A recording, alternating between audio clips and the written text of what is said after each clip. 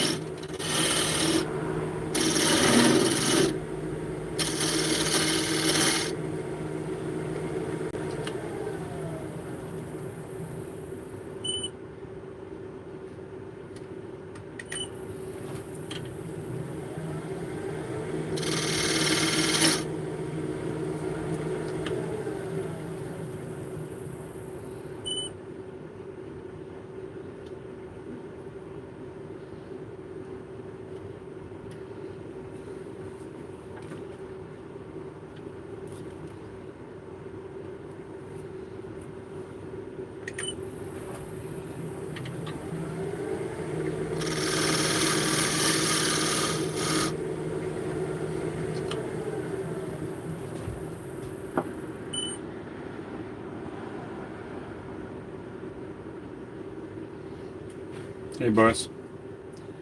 Yeah, our clocks are going forward tonight. Indeed they are.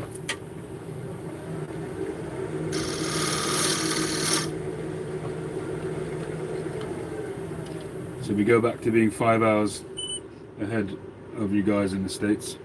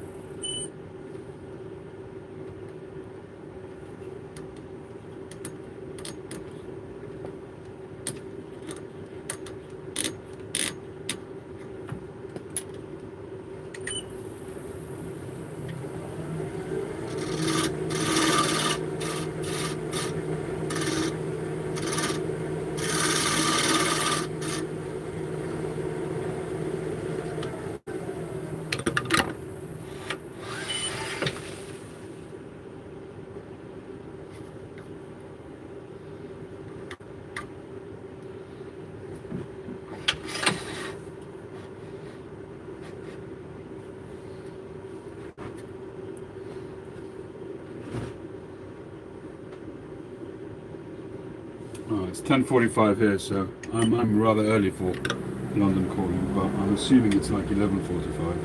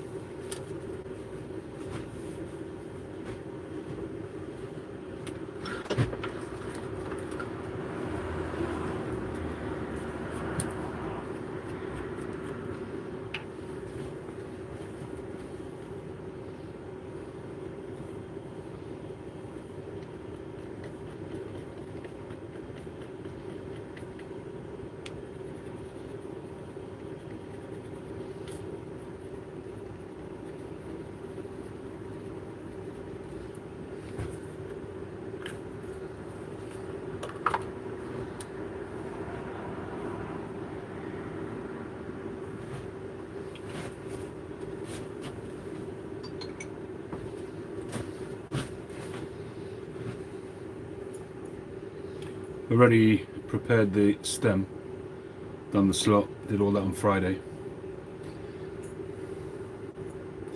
So I just want to hopefully try and match it up.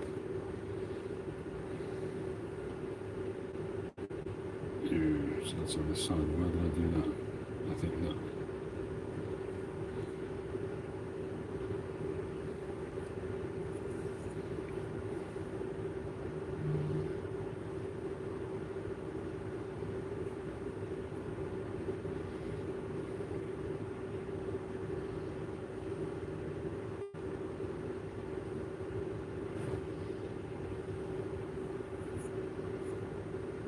Oh, it's on that side, isn't it?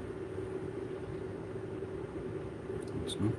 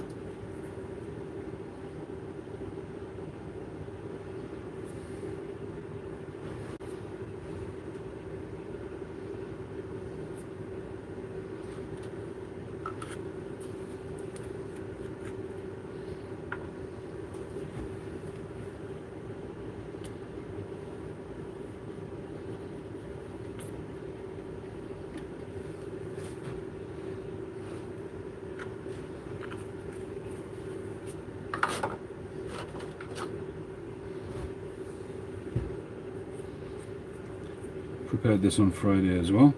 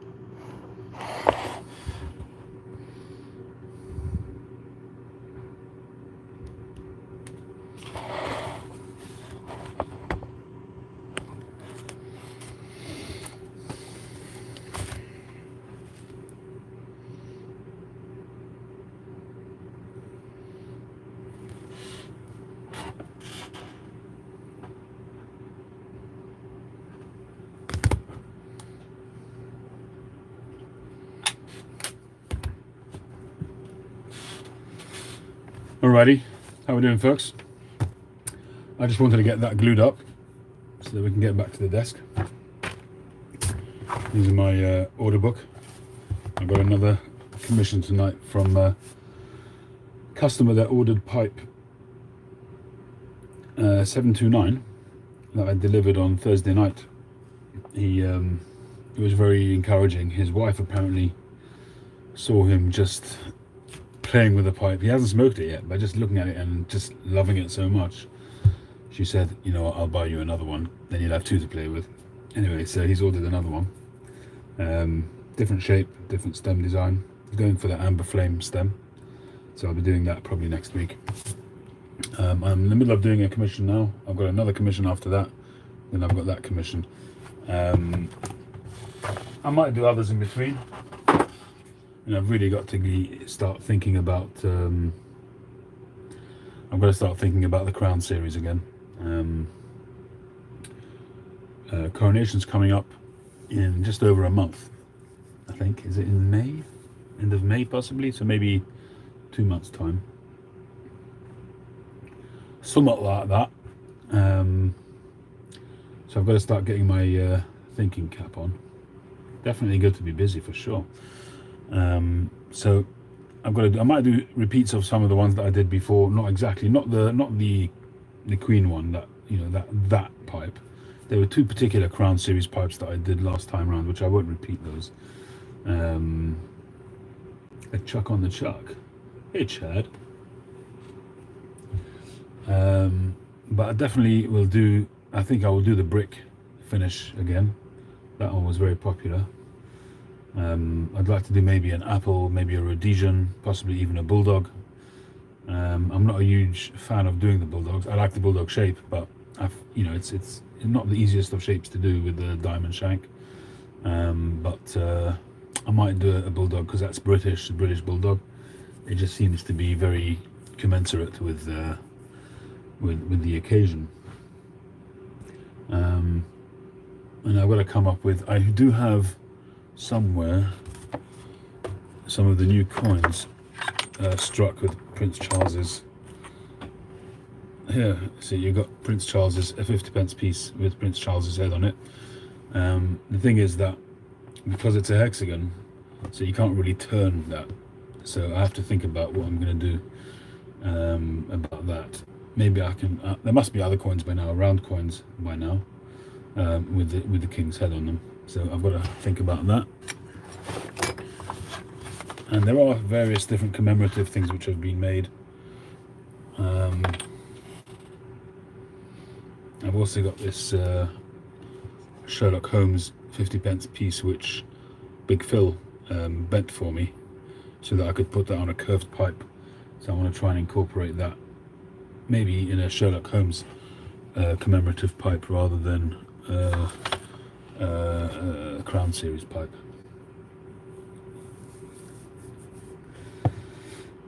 So that is pretty much where we are with the orders. I did have another pipe repair which came in, well, a polish up.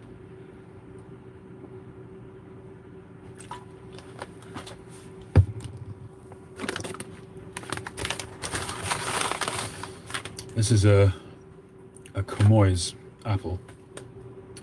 Well, it's somewhere between an apple and maybe a Prince, possibly. It's a nice little pipe.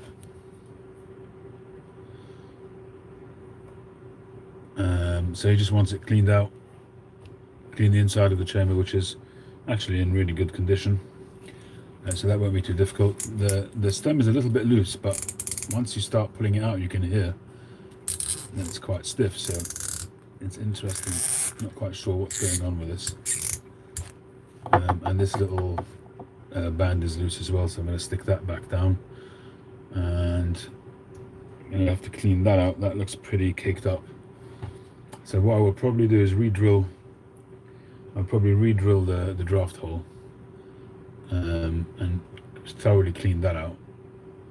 It's got a very slight bend on it, so I'll probably be able to clean out quite a bit of it, possibly with a drill bit, we'll see, but I'll do it by hand. It's hand cut, this stem, it says on it.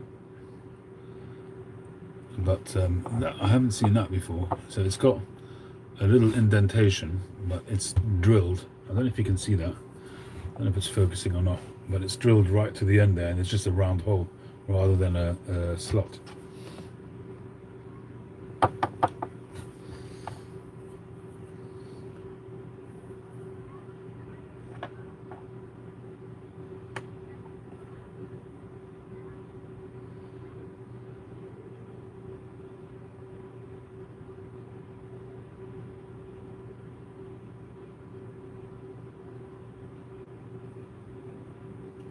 How you doing, Charles? How you doing, Oscar?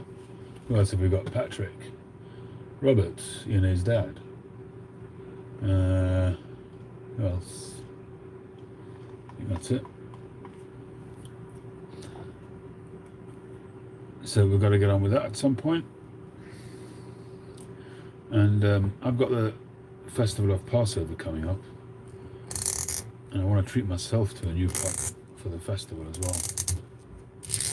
And I've been looking at some of my books. I've had this out, I've been looking through that. Even if you don't read everything that's in the Richard Carlton Hacker books, it's replete with photos of lovely pipes. And I just like looking through them and looking at the pipes. I must say, these have become quite collectible. I mean, this one is a paperback, so probably not. I've got the Ultimate Guide as well, which I've got in hardback. And I've just ordered the Rare Smoke, which is more about collecting pipes. So it's going to have, hopefully, lots of pictures of pipes. So I'm looking forward to getting that. I should be getting that at the beginning of the week, Monday, Tuesday. So I'm really excited about that. But I've had an idea about a pipe which is more about the stem shank junction. And I'm kind of want to make it for myself. So what I'm thinking of doing is I have these sort of these rounded shank caps. These are sterling silver, they're tarnished, but these sort of so for a spigot you could use these. And I had an idea to put that on the end of a shank and put the other one in the opposite direction on the end of the stem. So doing that, I thought that might look quite cool. It'd be quite a robust sort of connection, but I have to really just think about how that would work. But I'm kind of liking the concept. I'm not sure if it works, but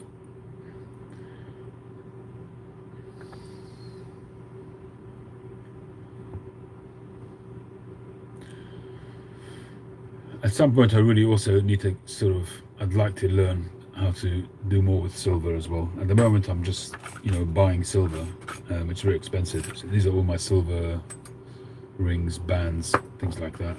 You got these are I get quite wide bands. They're quite expensive to get, and they're not the silver, the sort of the thin, very thin stuff. This is proper, it's like a millimeter thick. It's expensive stuff. You got the darts, that kind of thing. I could probably get almost any shape done from my supplier, and truth be told, I could actually shape this with a Dremel, do a custom kind of shape. I was thinking of doing that.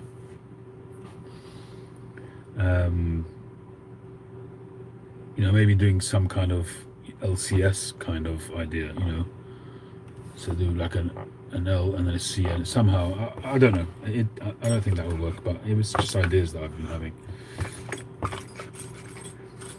and I haven't yet tried this. Which to use these, I had these pins made with the star. I don't know if you're going to see that. Which is my I use the star for the ratings of my pipes, the star ratings. So I had these pins custom made, actually made in Turkey, and then you sort of cut little coins, if you like, tiny little coins, and you insert those into the stem. Only issue is I think they're quite big, although you do have Mastro de Paya and these kind of people who have got really big maker marks which they use. Hey Andrew. So this is 5mm. It was the smallest he was prepared to go. I originally wanted 4mm. His normal lowest is 6 mil, so he's already gone more than he usually does. Yeah, it's 4.95, so it's 5 mil basically.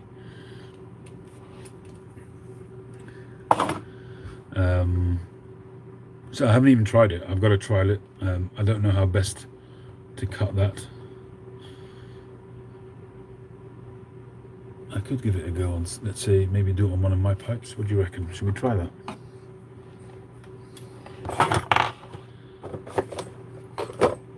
I just don't want to wreck one of my pipes. I think I'll do it first, just on a bit of off cut. And really, I need a vise, which I do have something somewhere.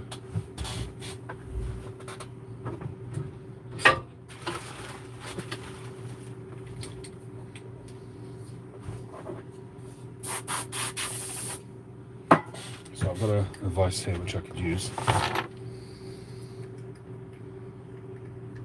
Get my reamer out. It's just kind of experimenting because it's not something I've done before. Let's see.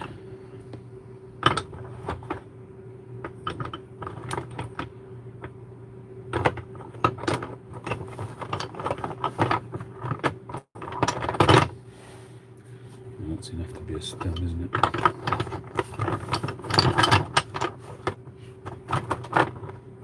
Alright, let's try that.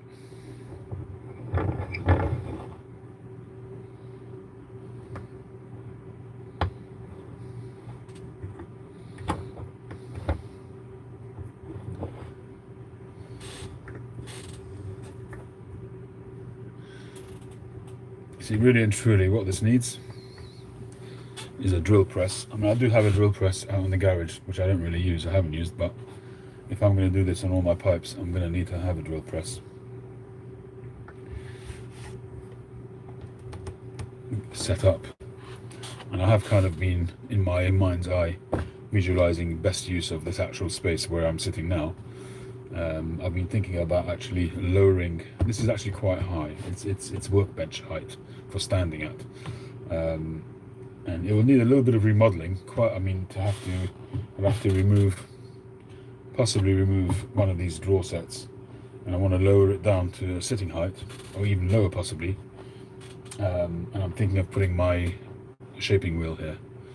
And because I've got this here, this is kind of a good way to keep the dust under control, and maybe put another one over here and put the machine in between, and then maybe even a partial hood over the top, and then get the dust extraction set up so that it really catches as much of the dust as possible. It's kind of something which is in my mind. I haven't really made a decision on it.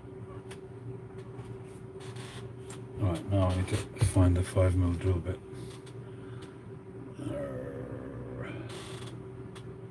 I mean, it may well.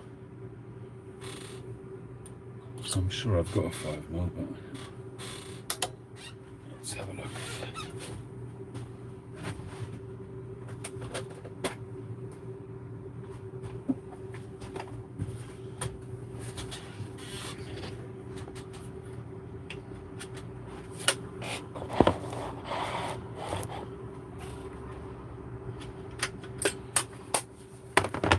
That is a 5mm.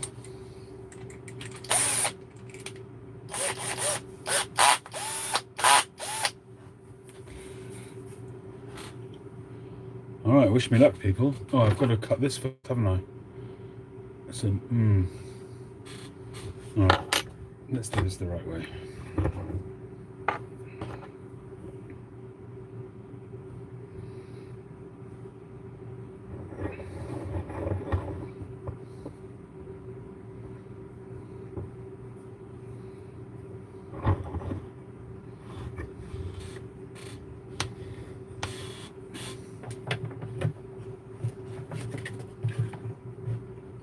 So this is a bit experimental because, as I say, I've never done it. I've not done it yet. Just put my mask on.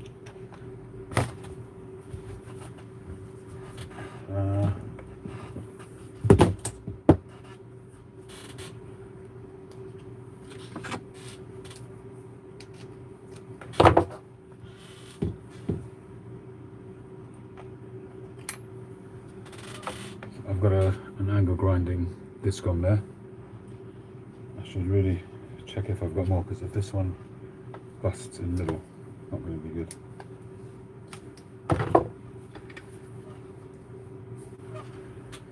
Okay.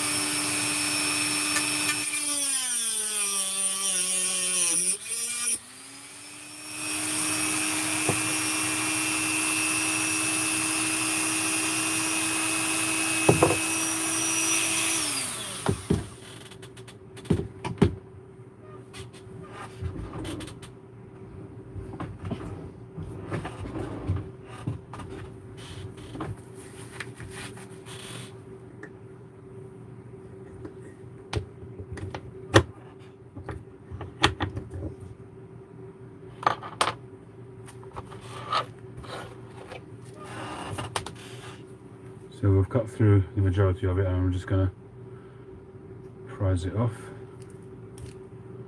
There we go.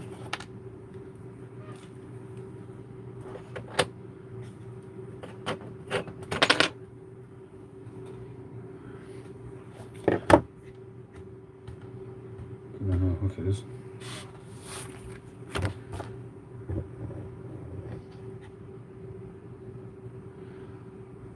Konnichiwa, Cliff, or should I say Phil, or Uncle Albert.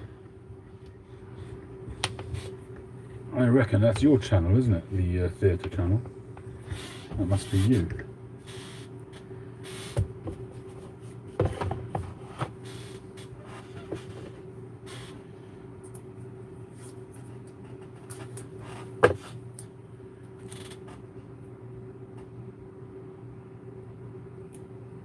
And I'm only just taking a very small drill in, only a very, very short depth.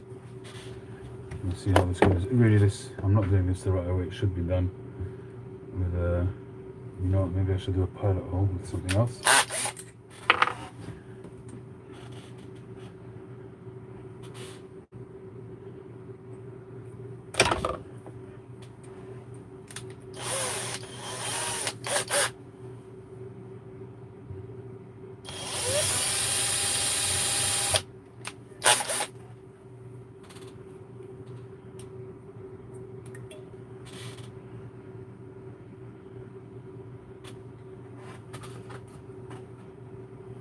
Hey Bull Moose, how are you? Haven't seen you in a while.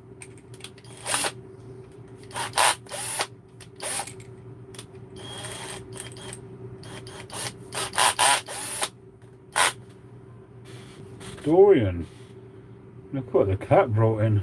Haven't seen you either. I hope you are well.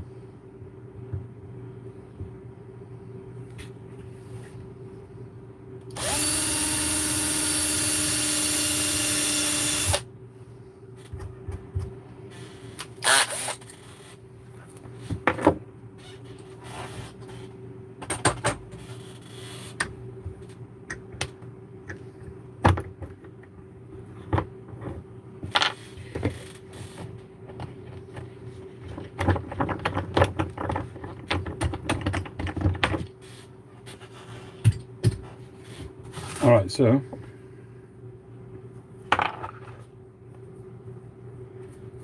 we have a shallow hole drilled.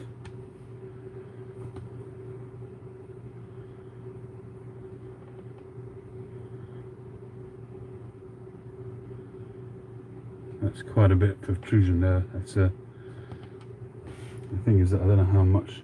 Anyway, let's glue it in.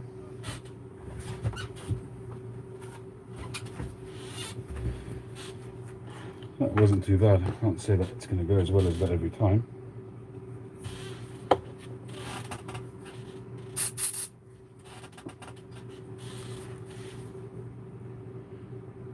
And I reckon if I put enough glue in there, when I put the pin in, it'll fill the gaps.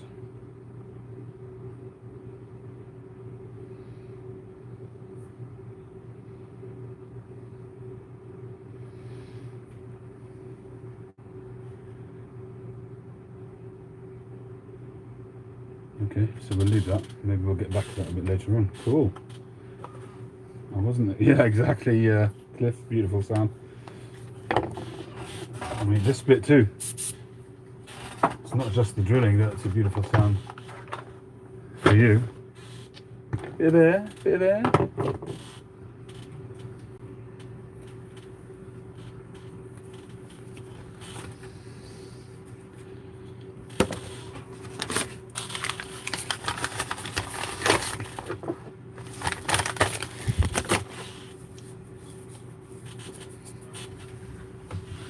Right, what shall we smoke, people?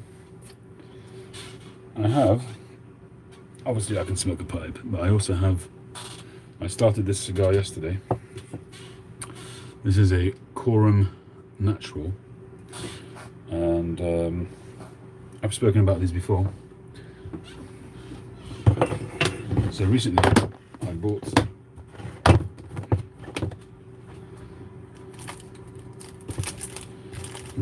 bought from smokingpipes.com,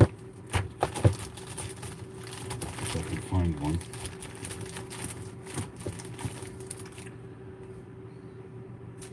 So I bought these. This is the Toro size. I think I paid about $43 for 20, which is just a steal. Okay, it could be. I don't know if it's machine made, but it's a economy cigar, and the taste was wonderful. Tim Hermit Piper, or Hermit Cigars, or whatever he calls himself now. He's got 2 channels, I think, now. He bought the Maduro version, I think, or maybe it was, no, he bought the shade version, which is the Connecticut, and I think he might be trying the Maduro as well. I sent him some of these, which is the natural. The natural is the sun-grown version, and I like sun-grown, and when I tried this the first time, I was blown away by how good it was for an economy cigar. This works out less than $2 per cigar. It's a steal. It really is a steal. And for me, the natural has the best flavor. So these are quite long, the Toros. These are 6x50, so it's not it's like an economy Toro, because it would be a 52, I think, if it was a premium cigar. Anyway, I bought the Robusto size, which is a 5x50. It's a classic. No, it's actually a 4. It's a 4 1/4 by 50, so slightly shorter. That size kind of suits me right down to the T. This one was like $36 or $37, plus I think $7 or $8 shipping.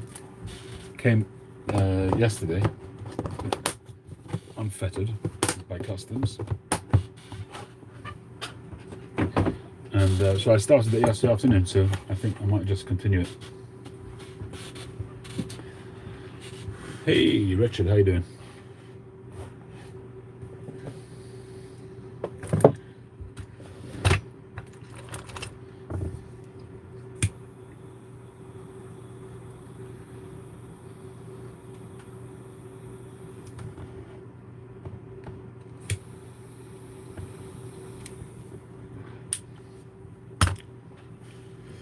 And I have no problem with picking up a cigar where I left off from a day before. A few days maybe not, but a day, I got no problem with that. Bear blended the big old LCS honey pot. So for an economy cigar, the flavor in this for me is exactly my wheelhouse. It's exactly the right flavor profile for me. And I'm not a cigar snob. If I get the flavor that I want out of a $2 cigar, I'm happy.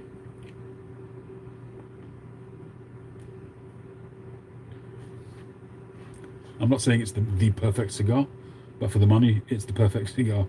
It is, I think, short filler, so you do sometimes get some stuff in your mouth, bit of tobacco bits, but I've learned how to deal with that.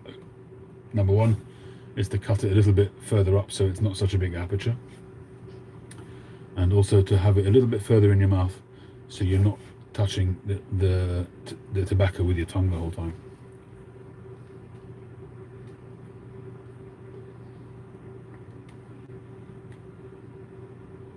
Dave, how you doing? Welcome aboard. Hope you're well. So it's 20 past 11 now, but as the clocks go forward soon, so a bit later on tonight it'll be. So really, it's 20 past 12. So I'm into my London calling kind of time. So for you guys, it must be the right time then, right? Because you've already done your clocks in the States. Am I right? Bolivar Cofradia, never heard of that one. Number 7. I guess that's a 54 ring gauge. Is that a Cuban or is that a New World Bolivar? Dorian. Hey, Garden Piper.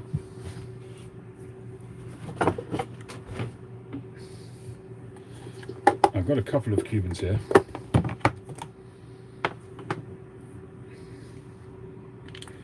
I've got a Partagas E2, which is a beautiful cigar. I got sent 2 of these by a friend of mine who I spent some time giving him some photography training, which he was very grateful for, and I didn't want to take any money, so he said, what can I give you? He wanted to send me a bottle of wine. I said, no thanks, you don't have to send me anything. And we somehow we hit on cigars, and I said, yeah, I won't say no to a cigar. Anyway, he sent me 2 of these, so I've and that's a good that still works out about 70 or 80 quid. It's like $100, so it's a pretty good payment. And the other one is a Bolivar, which is why I pulled it out, because you mentioned Bolivar, Dorian. This is a regular Robusto or Corona. I'm not sure what you'd call this Bolivar, but it's been sitting here for a while. The Bolivars are a little bit more robust in their nicotine, a little bit more of a savory smoke compared to some of the other ones that I'm used to. So for myself, I want to make myself one for Passover, a pipe. I was mentioning it before. So what I was thinking is I wanted to do something with silver, because I don't think I've actually got a single LCS pipe with silver on it. All of my LCS pipes have just either acrylic or ebonite bands.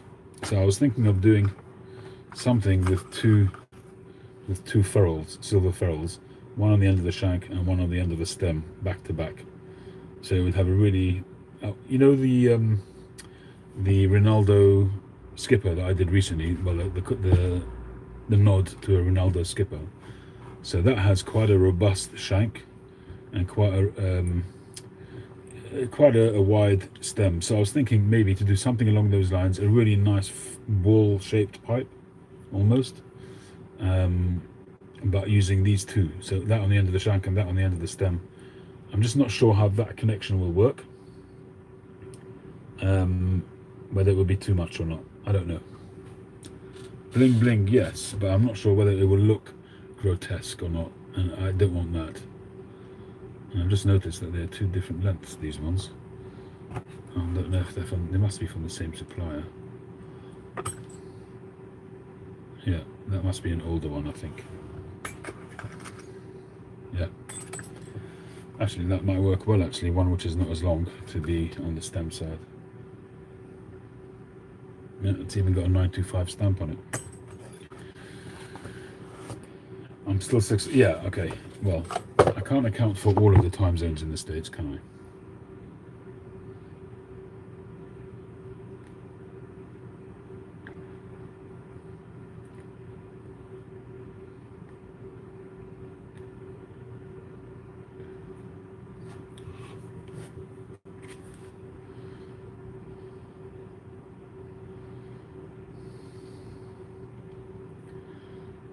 I've just realised that what I should have done is made sure that the star was correctly aligned. It's slightly off. It's probably bonded already. Yeah, okay, that's a lesson learned. Doesn't really matter in this one.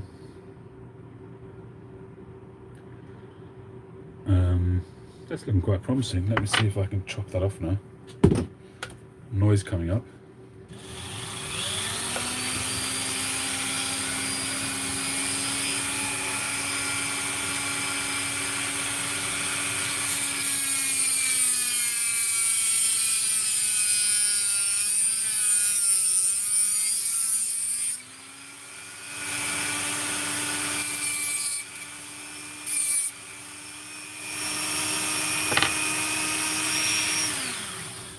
No, we're not ready for that. It's still soft. So maybe it's the heat.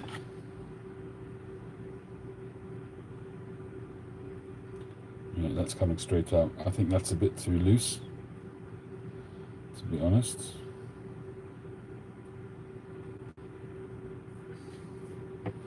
Let's try that again.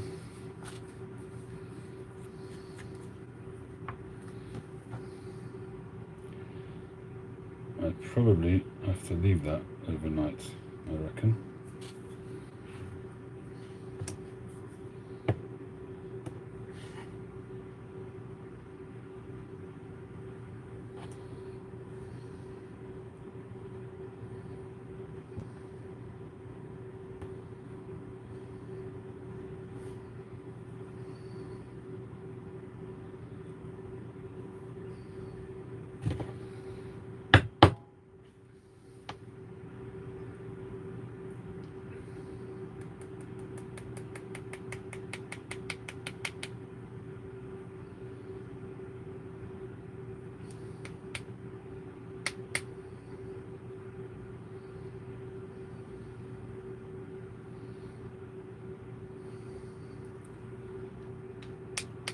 And I think that the heat from using the angle grinder, or the grinder I should say, is just heating up the glue too much. So I might just have to sand it, and then next time remember to do a shorter pin.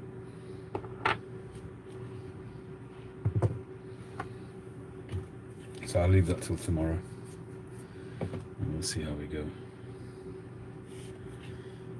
And obviously, ordinarily I would do that once the pipe is finished, so I get the correct thickness. I think it's going to be quite challenging, because by the time you finish your stem, and especially if you're doing 9mm pipe, the thickness is really not much. Hey Dingus, how are you? I haven't seen you in ages. So I'm not too sure how this is going to work. The whole point of it is to have it on the stem. I could quite easily put it in the briar as a maker's mark, but I think the whole point of it is to have it in the stem, so it's, especially on a straight pipe, so you have it the right way up. That was the original reason why Dunhill did the white spot, was to show people which way up the stem goes. I might not even bother with it. You know, it's a nice thing, but I might not even bother with it.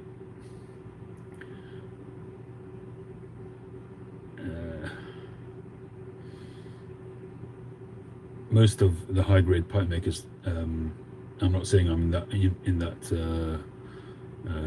category yet, but most of them don't have maker's marks besides for stamps. Certainly not the Danish ones. The Danish ones don't have any maker's marks, really, usually. The factory ones, yes, but the...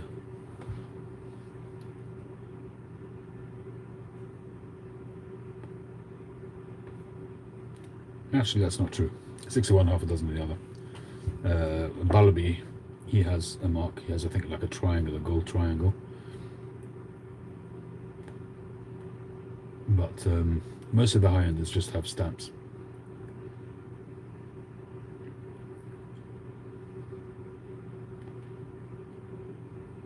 I have been toying with the idea of getting a laser engraver, but so far I think that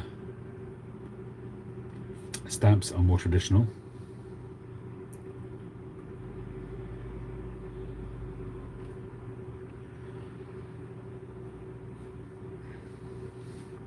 $17.92.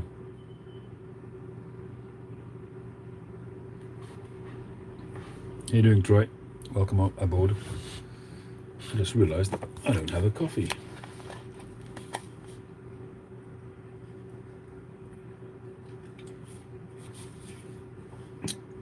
Do you have these in America as well? I guess that's to stop littering of tops, but I do find them a pain to use.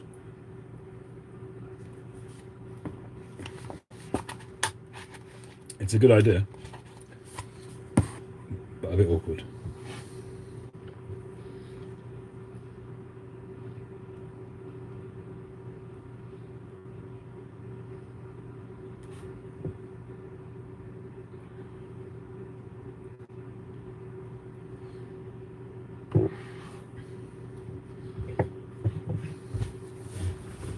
Softie bits.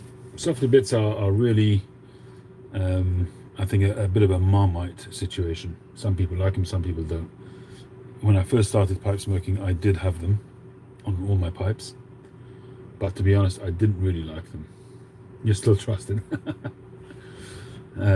Big brother doesn't trust us over here. In the beginning, I actually liked them because they helped me to clench, but after a while I found them to be just too much in there. And so I used to do exactly that, what Northwest Pipe Smoker did with what is a electronic, it's not hose. I don't use hose is thick, but I used for a while, I do have a piece of it here somewhere,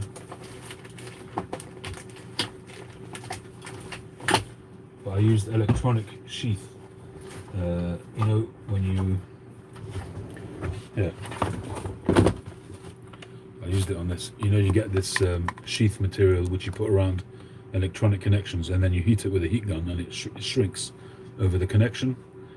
That is much better. It's really thin, and it doesn't disturb the feeling in the mouth as much, anywhere near as much as hosing or Softie bit. And this works really well. You can get them in different diameters, so you get usually the narrowest one almost, and this one was too wide, so I had to fold it over, and I put cable ties on there just to hold it in place. But it works very well. Using the electronic sheathing, it works very well. And it also, when you shrink wrap it, it's like a shrink wrap essentially, and when you heat it up, it actually forms around the button as well. So one of the main reasons why nowadays I wouldn't even dream of using a Softie bit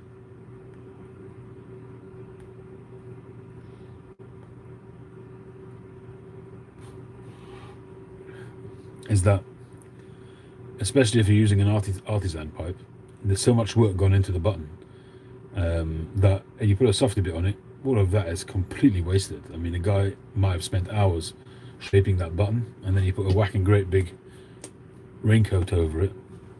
You know, all of that is wasted. So if you're gonna get an artisan pipe where work has been done on the button, it's kind of a bit of a waste of money. So if you're using it on a factory pipe, then you know it's less of an issue. But look, you will do what works for you. Ultimately, if you're happy using a Softie bit, use it, obviously. But it's just a shame, is what I'm saying, if you're using an artisan pipe.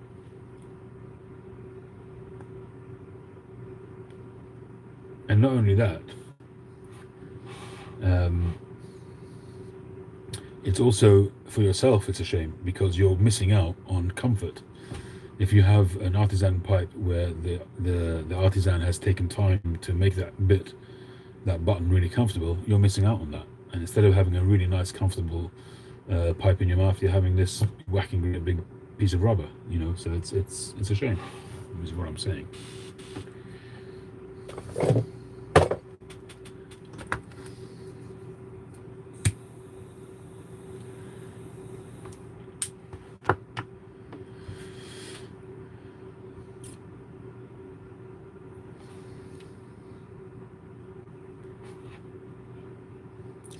Cool.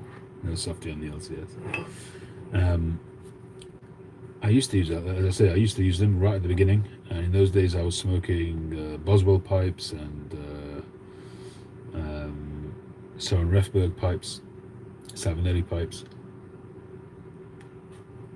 and to be honest, on all of those pipes it wasn't such a big issue. But you know, when I'm smoking, for instance, who have I got here? I've got Northern Briars pipes. I've got my own pipes, obviously. I've got the Talamona I've got the Radices, the Castello, Esikian. You know, all of these, it would be a shame to cover that over.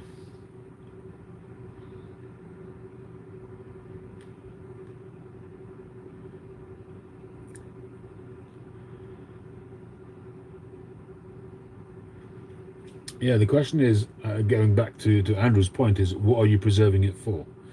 If you're preserving it because ultimately you might want to sell the pipe, then yeah, that makes sense. But unless you're a vampire type of clencher, so your canines are really digging into the stem, you can polish it out, when you want to sell it, get rid of the scratches and any slight things. It's not a problem. You can polish them out afterwards, and still sell it as if you get it to look like new. And even in the worst case scenario, if you're not up to doing that yourself, you can just give it to somebody, spend 20-30 bucks on sort of refurbishing the pipe, and still make some decent money on the pipe. I think if it's an artisan pipe, it's just a shame not to have the benefit of it whilst you're smoking it.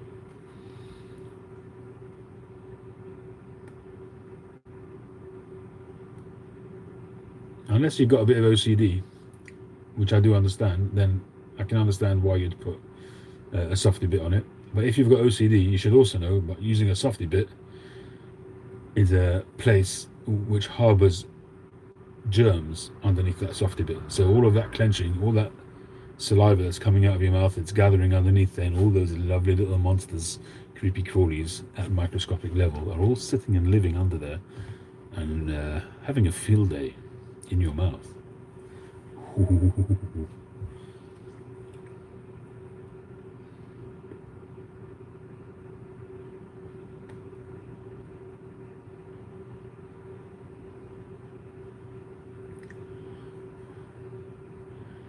Oh yeah, you are OCD then, Bulmus, and I mean that in the nicest possible way. If you're taking them off after every single smoke, yeah. A cesspool, yeah. Cliff is the right man to ask about that. They add a nice mildew flavour to your smoke. Yeah, so it's kind of, it'll go well with Oriental. Smoke it with Lakelands. That's a good idea.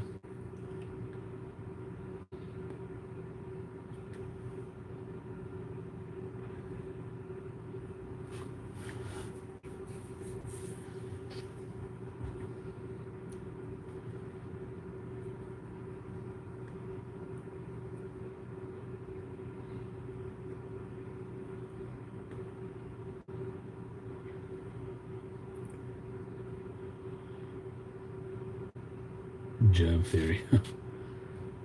Does the Softie ghost? No, not in my experience.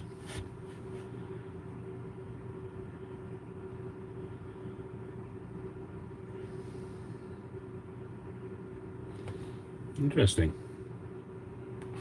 I used to love Boswell Aromatics. One of my favourite was No Bite Delight.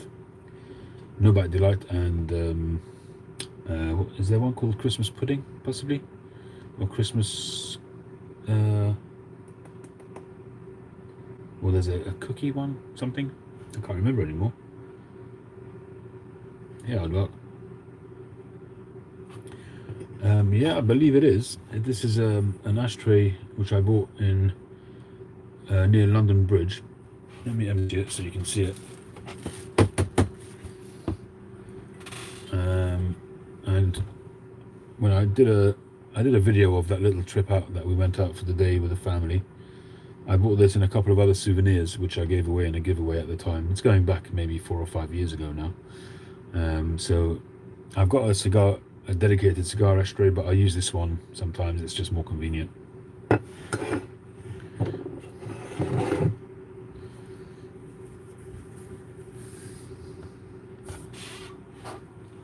This is my dedicated cigar ashtray, which was made by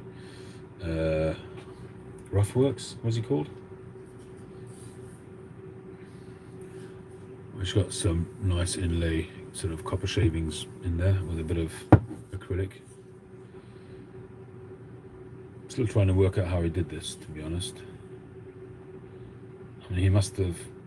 I don't know actually how he's done it, because he's obviously turned that. I don't know if he's turned it afterwards. I honestly don't know how he's done that and managed to sand it afterwards. I don't know. But either way, I like them.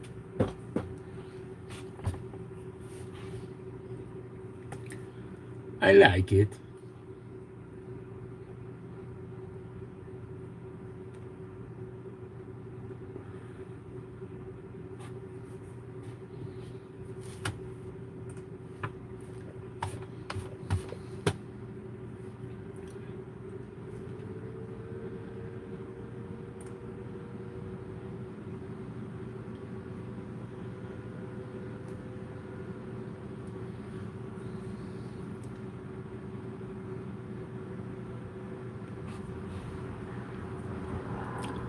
So, the 5-star pipe. Hey David, welcome aboard. The 5-star pipe, that's gone to an address which you will all find out soon enough. An amazing little story. My guess is that all will be revealed within the next 24 hours. I'm still sort of celebrating that 5-star. Anybody that'll listen to me in my family.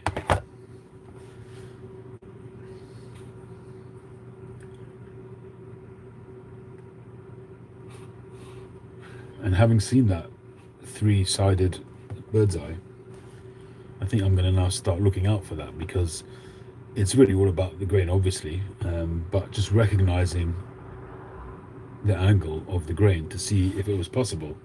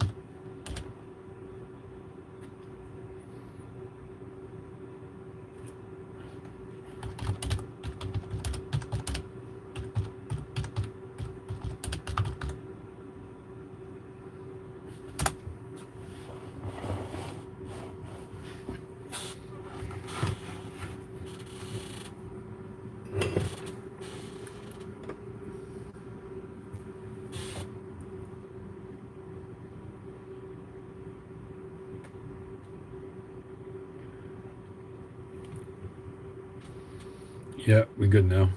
We're back.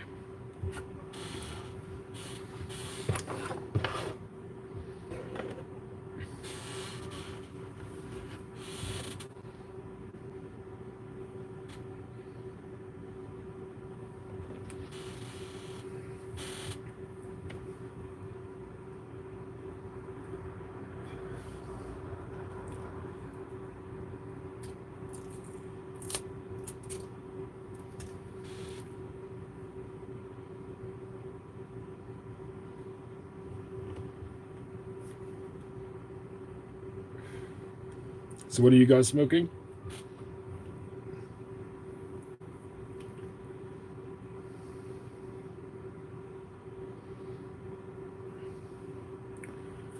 Currently it's 10 minutes to midnight, but the clock's changed, so it's really 10 to 1 for us.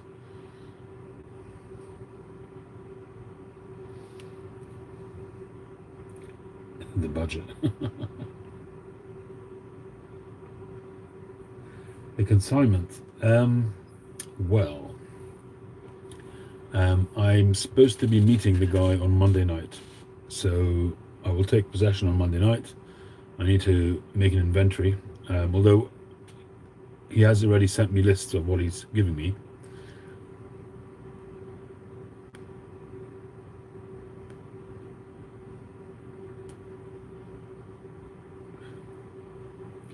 The clock's changed tomorrow, not tonight. Mark? Hey, Mark. I thought they changed tonight.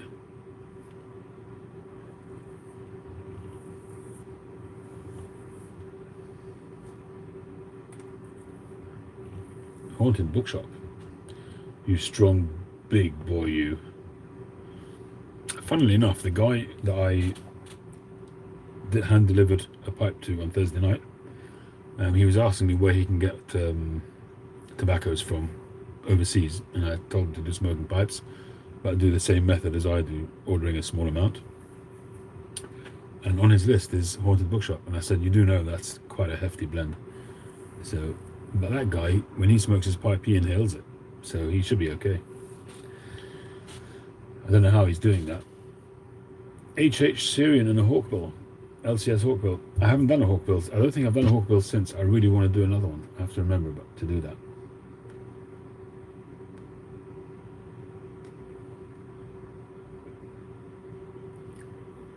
It is tomorrow. I see what you mean. If that's what you meant, Mark, yeah.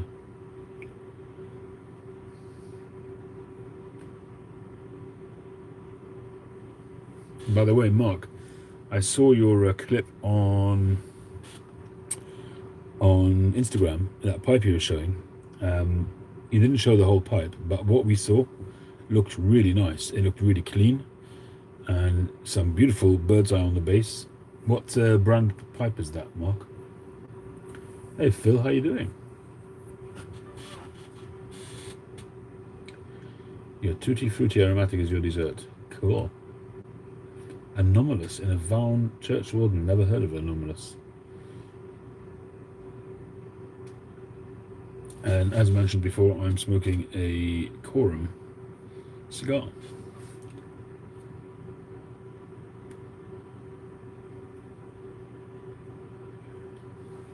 I like the last pipe you posted, Phil. Had quite a svelte look to it, and I like the shank cap as well. It's nice to see a non-metal one once in a while.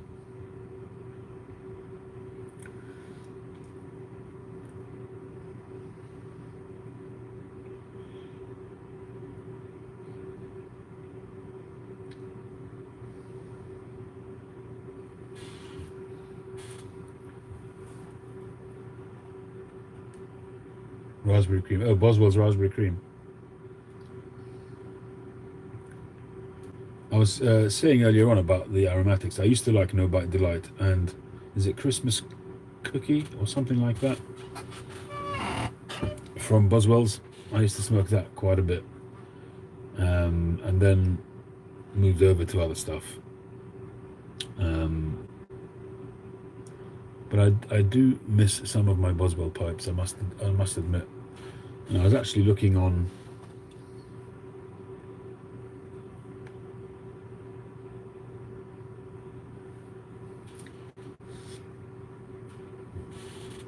Oh, is that? Did you buy the Boswell from me, the Bulldog? Is it you that bought it?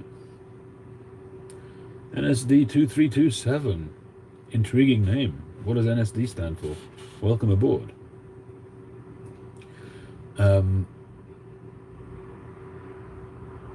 What was I about to say? Oh yeah, so I was on Mike's website, Briar Blues. I was looking through all his stuff. He's got, I mean, they're not 9mm, so really not much I can do with them, but he's got some lovely, what is that brand? You bought one of them, Andrew, the American brand. My head's not working. The famous American brand.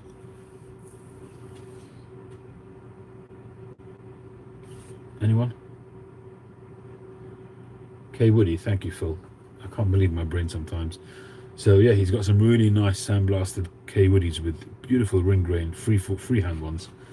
I was actually quite tempted to try and get one, but they're a little bit too much for me at the minute. But he's got some beautiful K Woodies. I'd love to get one of those in the sandblasted freehand and maybe convert it to 9mm, or maybe put one of my own stems on it. But timing is just not good for me. Let me see if I can get it on, show you. They're really, really nice. It reminds me a bit of the Parker pipes that I saw in Rome. If you watch my video in Rome, in the Novelli store, they've got some stunning Parkers, freehand Parkers, sandblasted Parkers, just unbelievable.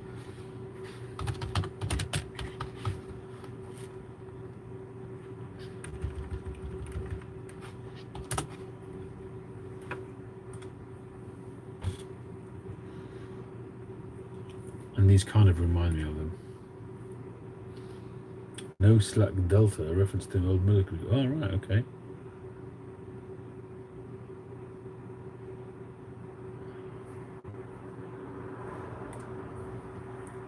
that Bill Feuerbach? Is that who we're talking about? Is that the name? Is he the guy from K Woody?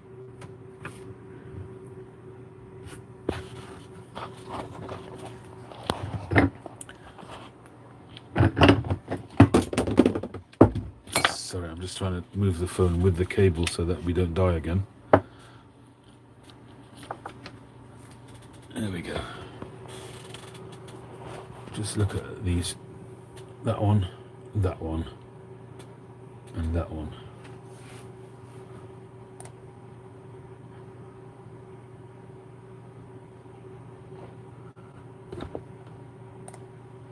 Just look at that. Just look at that. We don't use that anymore, do we? We don't say that anymore. Grain.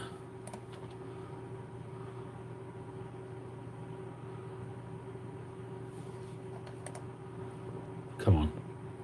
Look at that. Isn't that gorgeous?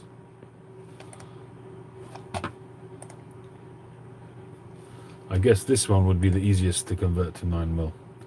So if I had the money, that's the one I'd go for. Even though it hasn't got the nicest sandblast. Actually, I probably wouldn't. Right, it's a nice pipe. It's got nice straight grain on that. They're gorgeous pipes, all of them. But this one is just the most interesting looking. A nice shape. I like that sort of foot on the bottom of it there. It depends how thick that is. I don't know how big that is or not. But that's a gorgeous looking pipe.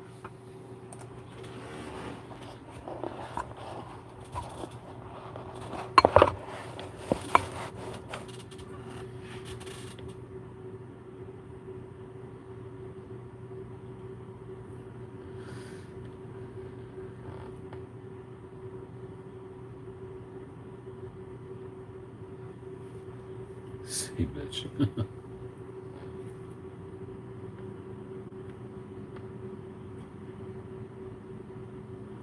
Look at it. That's Brian, but on tobacco usually he uses that. I was thinking of something else when I said, look at that grain. Oh, incidentally, I've been continuing with my Orly Golden Sliced thing, and that's where I'm up to. I've done 13 bowls so far out of the 10.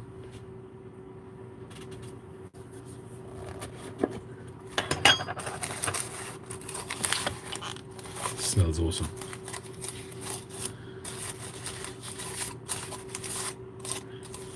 Still a long way to go. They are relatively small tins. I'm not small balls.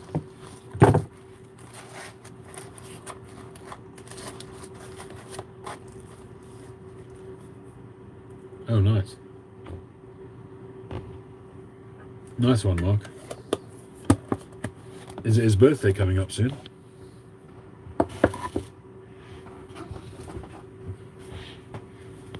Well, I don't have a coffee, so I'm going to have to go for a fizzy drink. I'm not going to walk out on you guys to make a coffee.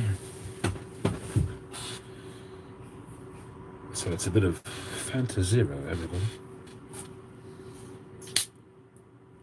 Rat Race Fudge. Those are nice.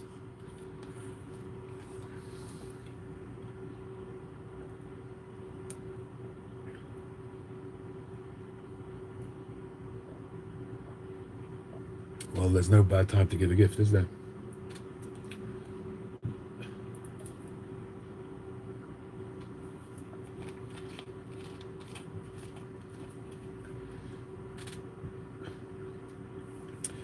Yeah, Richard, you know, it's not everybody's cup of tea. We all have different tastes.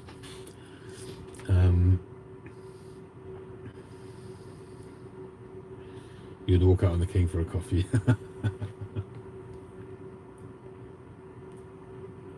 Well, I hold you all in high esteem. But I have to say, I have done it in the past, walked out on you guys, but I'm quite happy with a fizzy drink for now.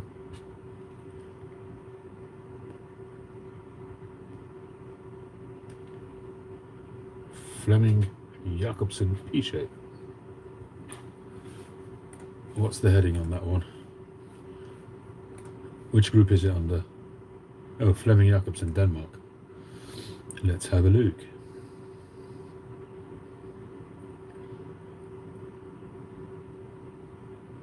P-shape. That's a good price as well.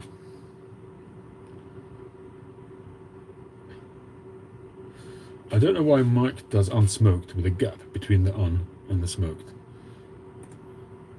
Unsmoked is one word, isn't it?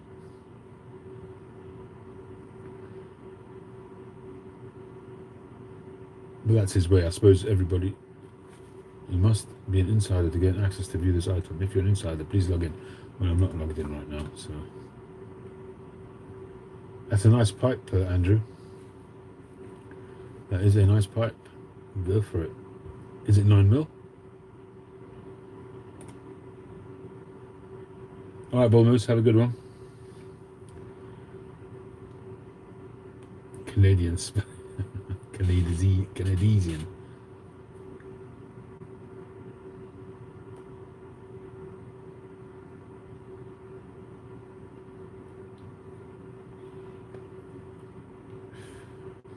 Yeah, he doesn't really get many 9mm pipes. Oh, Mike. Occasionally he does. But I guess you got to buy for your market.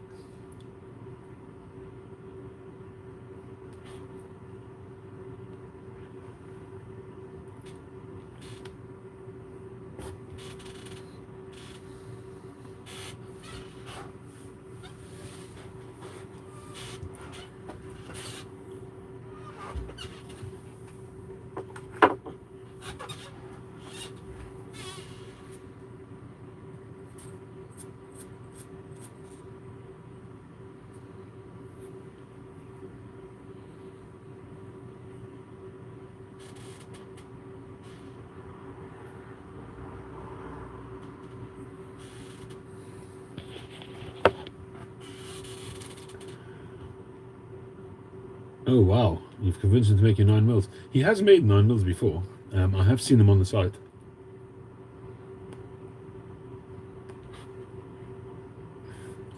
But I think he kind of dabbled with it a little bit, and there was one update where he had some 9mm. I'm not sure if there was more than one or not, but he hasn't done them since. I have not seen them since.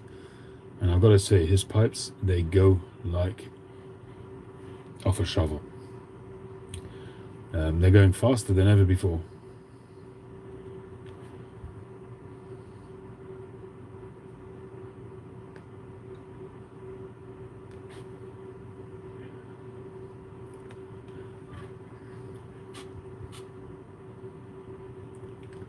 Yeah, they do fly. They really do fly.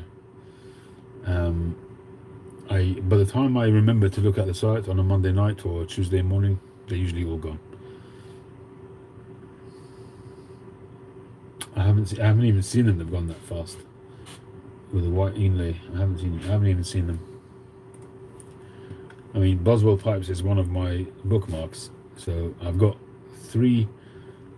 You know, when you start a new page, you get all the regular sites that you look at, and I've got 3 pages which are on there out of the 6 pages that I've got. One of them being YouTube and whatever, but 3 of them are pipe pages. One of them is GQ Tobaccos, one of them is Danish Pipe Shop, and the other one is Boswell Pipes. And I look at them. Danish Pipe Shop I look at every single day. GQ Tobaccos I look at every single day pretty much, and Boswell once a week maybe, but usually on the Monday. But by the time I get there, there's nothing there. 8 p.m. so it's at 1 in the morning, so maybe that's why I don't see it. But by the time I get to it the next morning, they're all sold.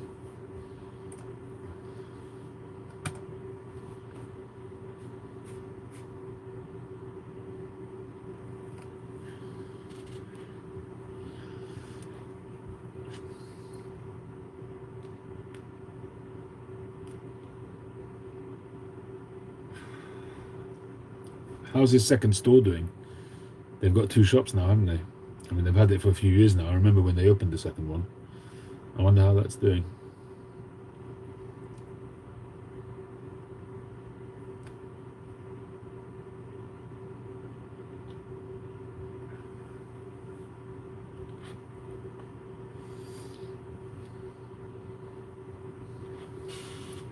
I'm kind of tempted to go back to that pipe now, but it's a bit late, past midnight. I can't really start turning that and drilling it, so it's going to have to wait till the morning, but I can take it off the lathe now.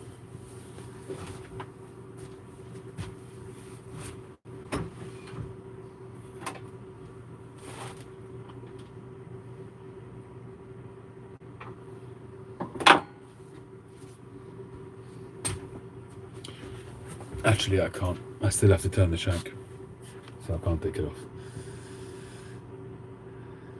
Alexandria, yeah. Well, has he got a workshop in Alexandria too?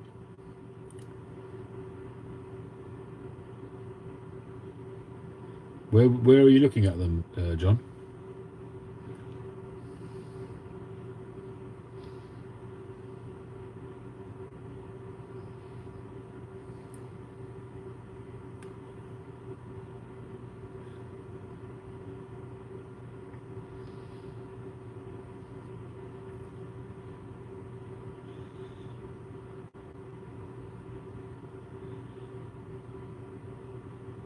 Who are you talking about? I thought you were talking about JM.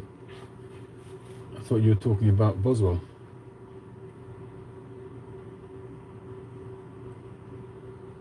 So you're talking about Jason Mouton you're talking about now?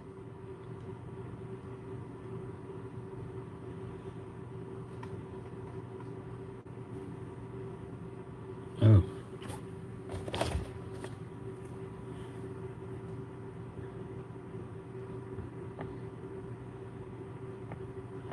Where are you looking, on IG?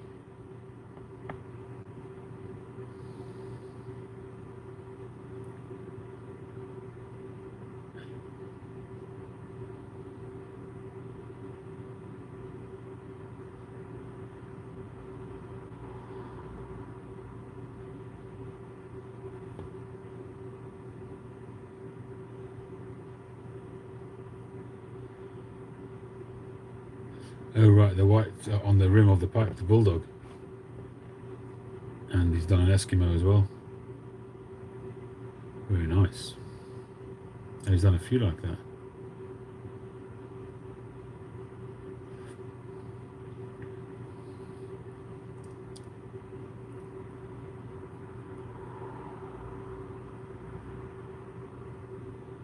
Hey Jeff.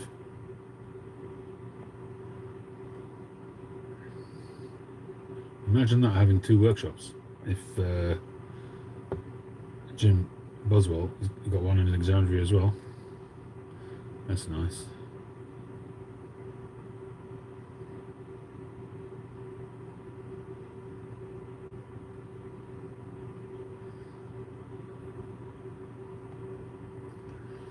I did a pipe with although he's probably done it with whale spine or something like that, but I did that with faux ivory once.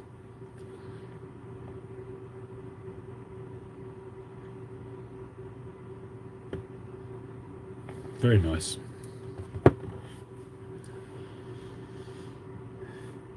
Cliff is off, is he? All the best.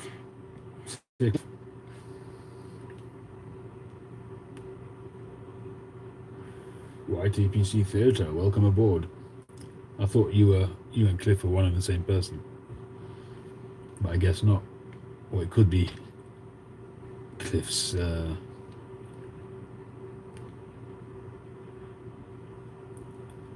It's like Superman. Do you ever get to see Superman and Clark Kent at the same time?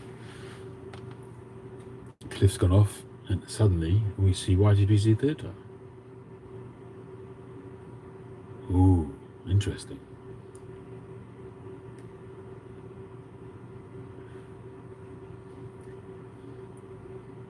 I'm smoking a Coram Natural cigar.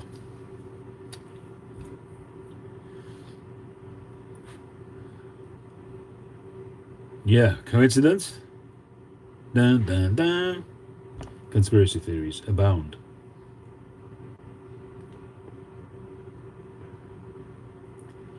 So I'm guessing from your language and from your accents and all of that, that you're a Brit. Can you confirm that? YTBC Theatre. I was trying to place your voice, even though you were doing an accent, so to speak. But you still come across as being a Brit, not an American with a British accent.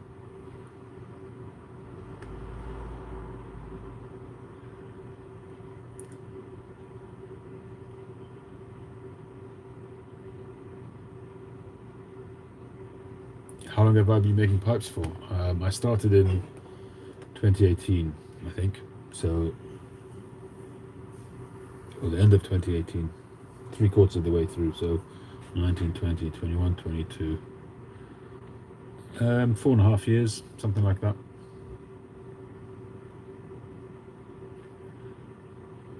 Oh, right, you're old man things. Okay, cool. Your mum's a Cockney. Born in the Bow Bells. I'm a Cockney and all. My dad was born in the East End, so proper Cockney.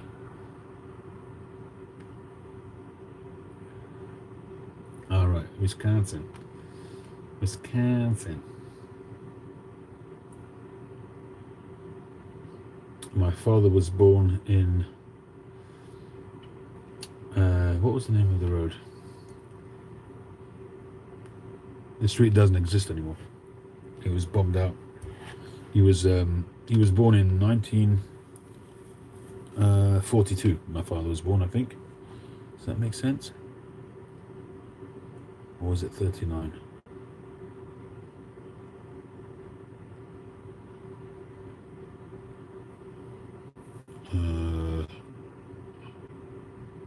No, I think he was born in 39.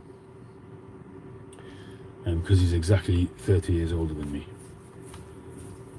So I'm 53, he's 83. I'm turning 54 in a couple of weeks. So he'll be turning 84.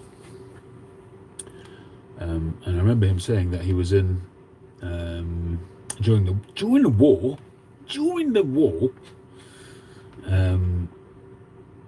just came back one day and the house was gone. It was bombed, direct hit.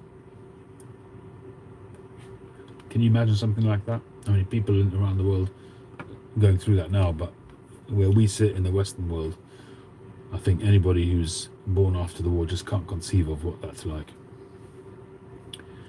Just coming home one day and your house is just not there. You know, it's just such a different existence. It's such a... it's just really hard to imagine what that might be like. They had to, when the sirens went off, the air raid sirens went off, they went into the underground stations and they slept there. And I've mentioned this before. There is a picture in existence of King George the Sixth, was it? Visiting the underground shelter during the war. And there's a picture of my dad as a baby being held by my grandmother and with the other siblings, and a whole row of people in their sort of sleeping bags and whatnot.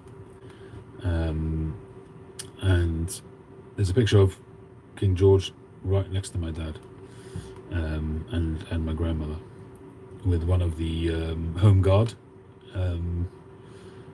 who was sort of taking the king around. Hey, Jeremy. So that's quite a cool photo. Quite a few of my relations have had meetings with royalty. My great uncle met the Queen. He's not alive anymore. He died a few years ago. He was one of the children who was brought over by the Kinder transport during the war. So the Queen did an afternoon party, a tea party or whatever it is they call it, and they invited loads of survivors who came over with the Kinder transport. And so he was invited. So we've got a picture of that as well, somewhere. Probably on one of my phones or something like that.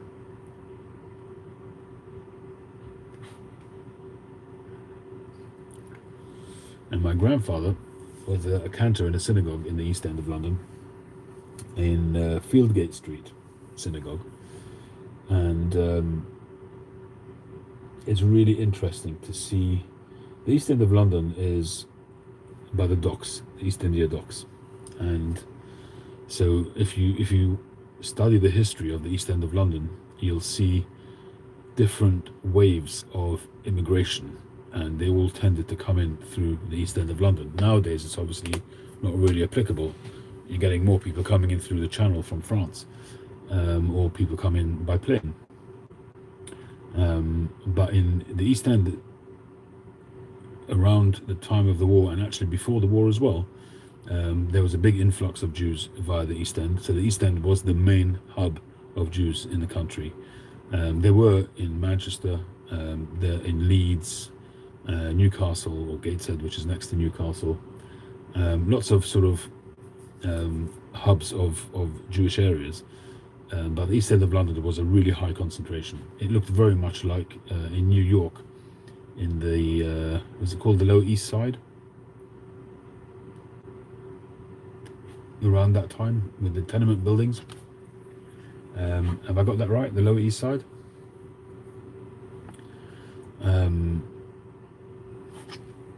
So you had the Jewish immigration, and then you had, I think after that was Pakistani immigration. So it was very, very heavily populated by Pakistani people, and then after that it's now very much a Muslim area, very heavily populated by people of the Islamic faith. And so my grandfather's synagogue, it wasn't his synagogue. He was a cantor. He was employed by the Federation of Synagogues, which is it's a group, and they have synagogues all over the country. So this little synagogue it's a very small synagogue, kind of a little sandwiched between other buildings. But now that in the last sort of few decades, because it became very much a Muslim area, there was a huge mosque right next to it, and they lived very happily side by side. But the Jewish population moved out of there already before the Muslim community came in there. But there was a sort of a little sort of nucleus of still legacy Jewish families, not that observant.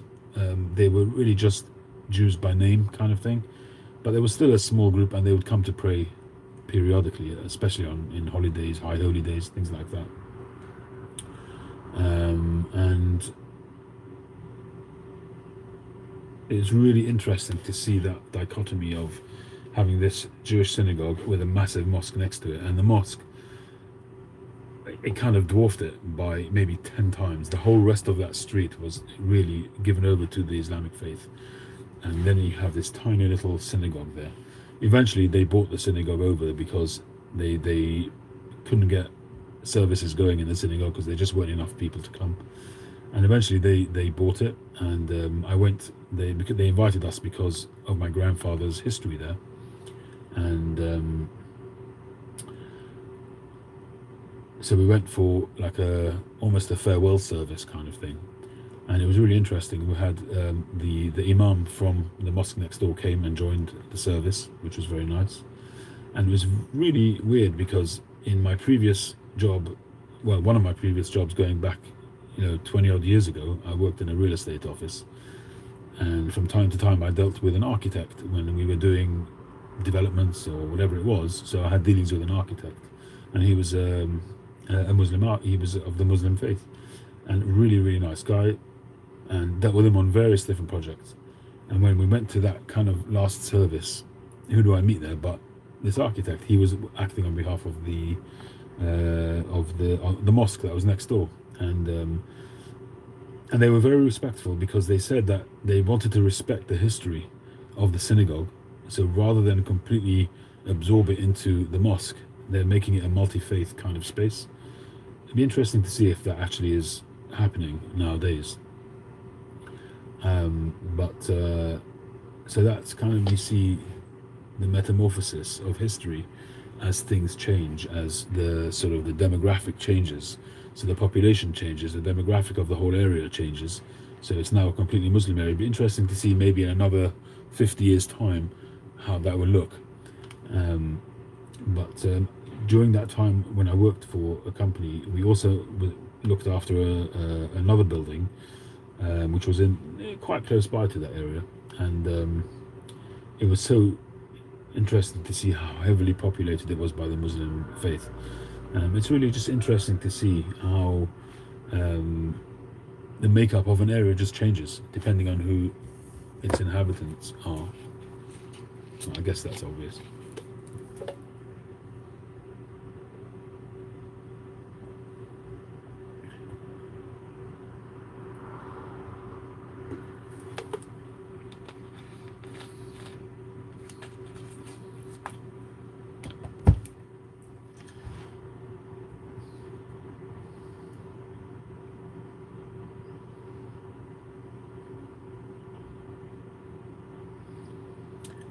Thanks, Chip. Majority of some seconds. Right, but those are already pipes. I was looking for. Thanks for that.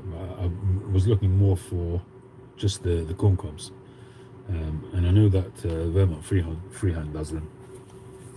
I tried to buy them, and I went to the checkout, and I clicked on the international. It just didn't work. It's supposed to send an email to Vermont Freehand, and they send you a quote back with the shipping, international shipping, but I never got an email back from them.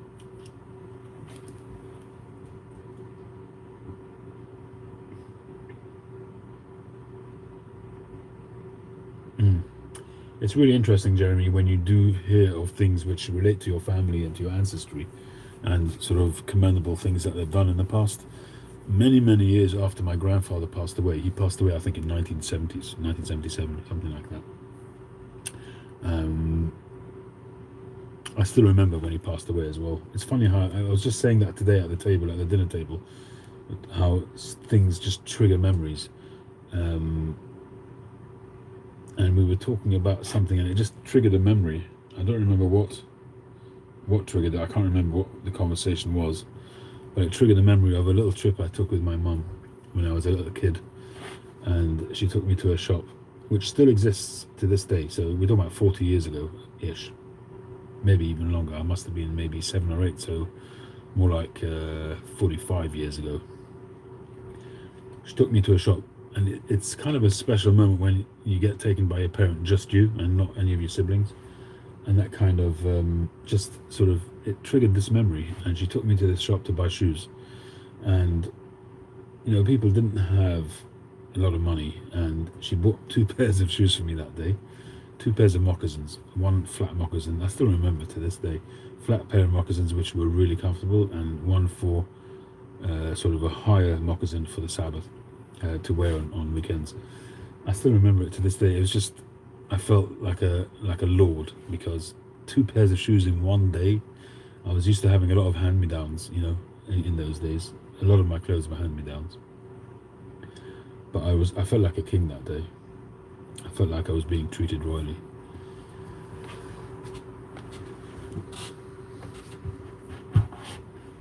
So it triggered that memory for me. There was something else and the kids love it when they suddenly see my eyes twinkle, and I remember something from my childhood, and they're riveted listening to it. There was something else which I remembered as well. I can't remember what it was. It's funny how you remember stuff, and then a couple of hours later you can't remember. What was it? I don't know. And sometimes my father, as you get older, you can't remember what you did 2 minutes ago, but you do remember things which happened when you were younger. And every so often my father would say something which about his childhood, or even his earlier, sort of in his teens or early 20s, and we had never heard this stuff. I remember we were walking in a park one time, maybe a few years back, and he just said something about the way his father would sit and study with him, and how he would do it. He just said something about that, and it was just completely new to me. Never heard it before, and it's really interesting when you just sit down and chat sometimes. It was, you just get stories which you'd never heard before. You want to see Simon at 7? I had a picture up on my wall here, but when I did the remodeling here, that's gone. I don't know what I've done with it. There is a very cute picture of me. Very cute, of course,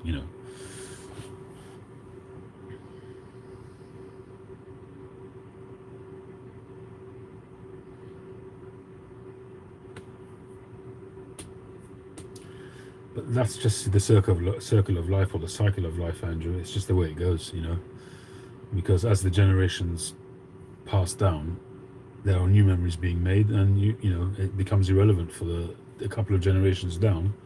It becomes irrelevant, and unless you pass on that information, those kind of conversations don't really have a need to arise unless something triggers it. So when they do get triggered, you have to kind of celebrate it. Hey Lee, how you doing?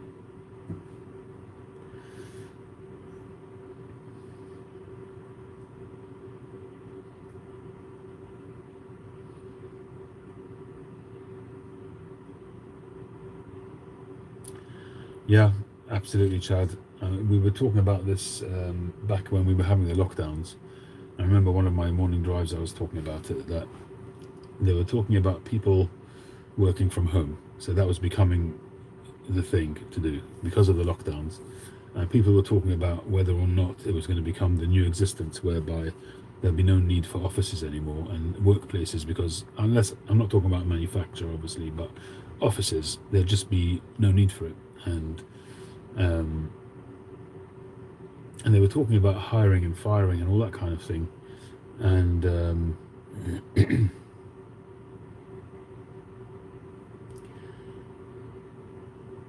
because, and one of the things I was mentioning was about the lack of interaction, so that people were hiring new staff, like teenagers coming out of school or out of university during the lockdowns. At the time, I felt was going to be a very, very dodgy kind of situation, because people who were going into the workplace for the first time during lockdowns, they weren't being interviewed face to face, so possibly by Zoom, and actually starting work not in the workplace. And it was kind of creating a whole new generation of workforce who were not used to the give and take of working with other people, with interacting with other people, and learning to cope with interactions and sometimes challenging situations or negative situations. And people just would be growing into their jobs, into their careers, without actually learning the skill of speech, of talking to people, of being courteous, of being professional. Professional language is something which is just dying. Just courtesy, professional courtesy, it's something which I feel is just out of the window. And even now, when lockdowns are thankfully gone, I just find that there's a huge lack of courteousness. I'm not talking about deference, or, I mean, that's completely gone, but just common decent courteousness, which is just gone. And that's something which I see even in my own children, my younger children, where they the way they speak is just so what's the word?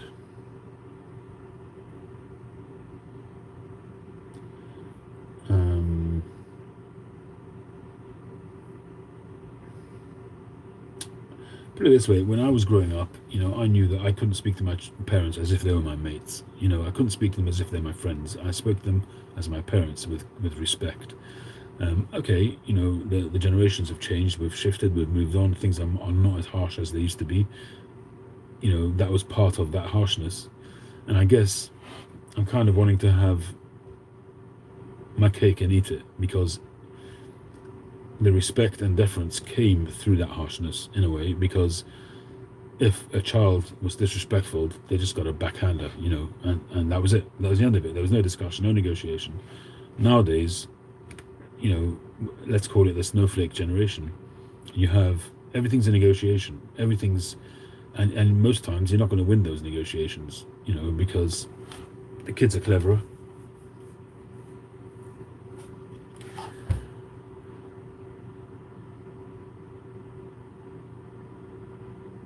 Okay, interesting.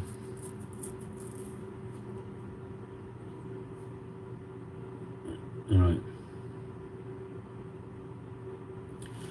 But it's a very generational thing. I think we'll look back, or the next generations will look back. It'll be part of history that they perhaps learn in school about how, whilst when we were kids, we may have studied about how kids coped during the war, and how kids had to. You see pictures of the kids with their lunch packs and the gas mask, and they got shipped off to some sort of countryside town because they were scared about the kids getting bombed. That was a normal existence here in London during the war. Nowadays, our kids or our grandkids will perhaps learn in school and see pictures of deserted streets in lockdown, injections when people, having the jab against the COVID and all that stuff. That will be part of history. There's no doubt about that. And unfortunately, I think it's not going to be the last time. I think it's going to become part of life. Till the next one comes along. But I think our kids or our grandkids will learn and look back at it the same way as we look back at how kids coped in the war. Maybe, I hope that, with technology and medication and advances in science, that these kind of things will be in the past. And then future generations will look back and they'll wonder, how on earth did our grandparents cope with the lockdowns, not being able to go out in the street for a month or 2 months or whatever it was.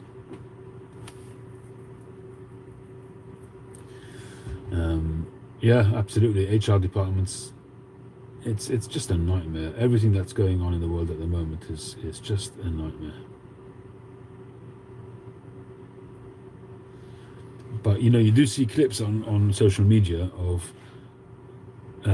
sometimes people are brave enough to show a clip of, say, a kid being unruly and a person.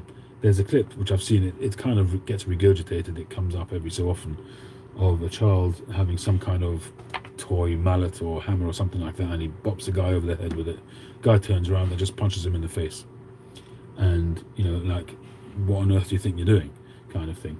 And so nowadays that guy would get thrown in prison, but in reality you don't just go up to somebody and bop him on the head, and that's missing nowadays. The problem with it is that you can't say that's missing because you can't condone somebody hitting somebody else. And I think that's fair, to be honest. You can't really go around hitting people, but at the same time, you cannot provoke somebody physically. I'm not talking about verbally. People nowadays, they just can't cope with any kind of verbal wrestling. We've talked about this enough times before, but people get triggered and consider themselves victims on the slightest sort of anything verbal that triggers them, and suddenly they start crying in the corner and crying victimhood.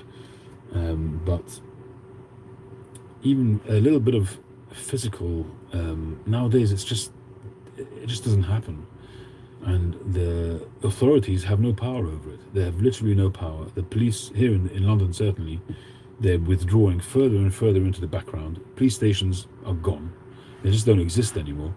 And the bobby on the street, you never see a policeman on the street unless they're flying in a car to some incident.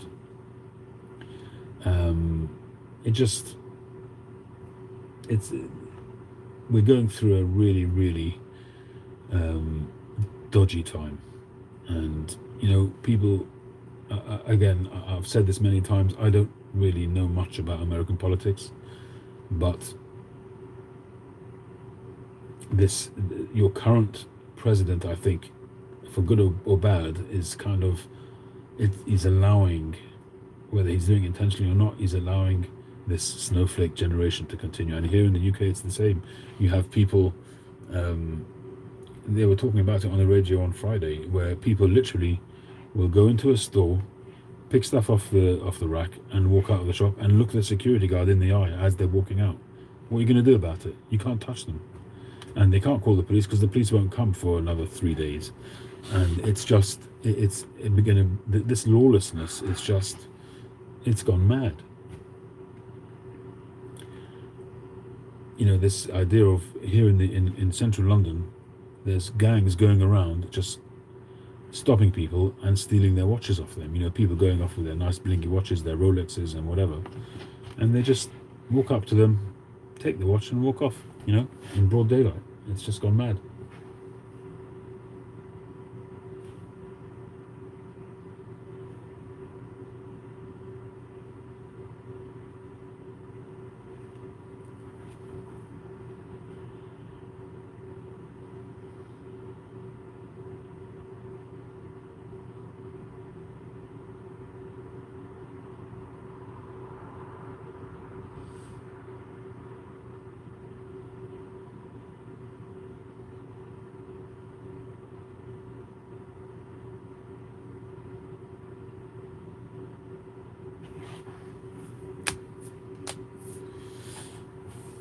Yeah, I think you're right about the pendulum. And when it, as you say, when it goes back to being the opposite of politically correct, I don't know what that's going to look like.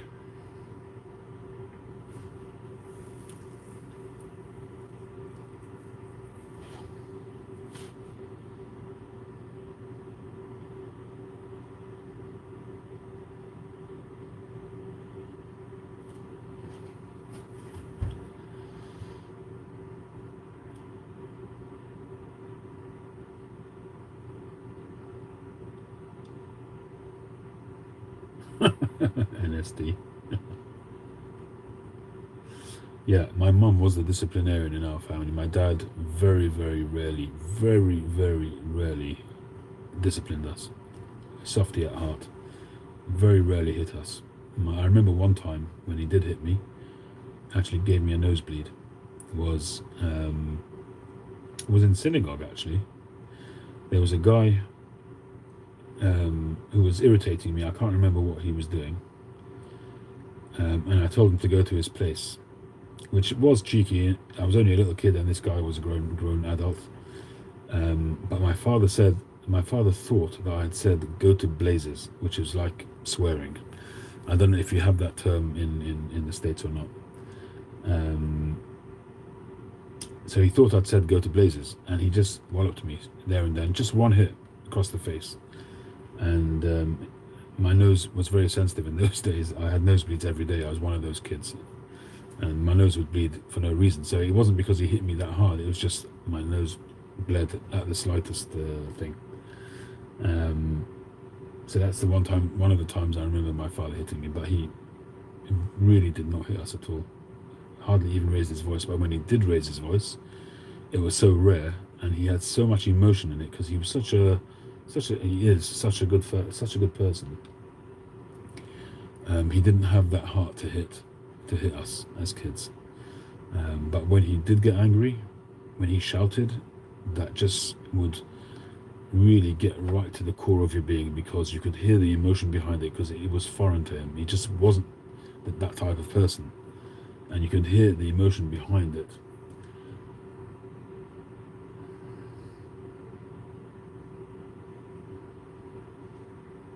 I said go to your place. He thought I'd said go to blazes.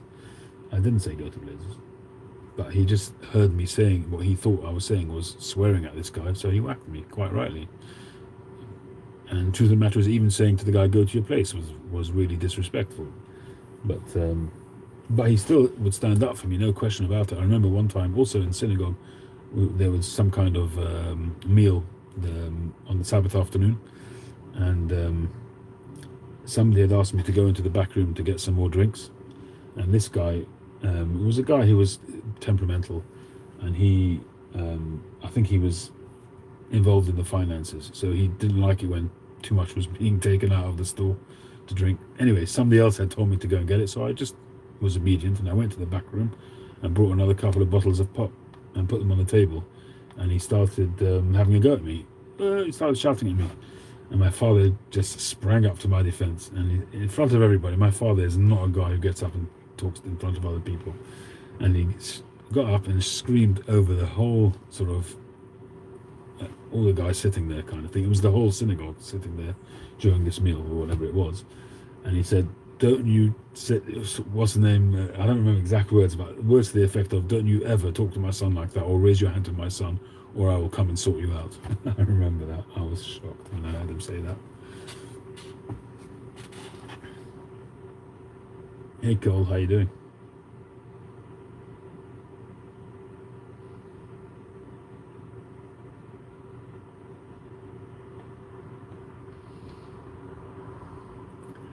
My mother didn't use a wooden spoon. My mother used the extension.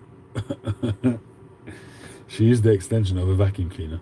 So you've got the hose, then the metal rod, and then the suction, the bit on the end. So the bit in between the metal rod. If it was really bad, that's what she used. But I must be honest, I don't think I ever got it. It was my older brother who got that a lot.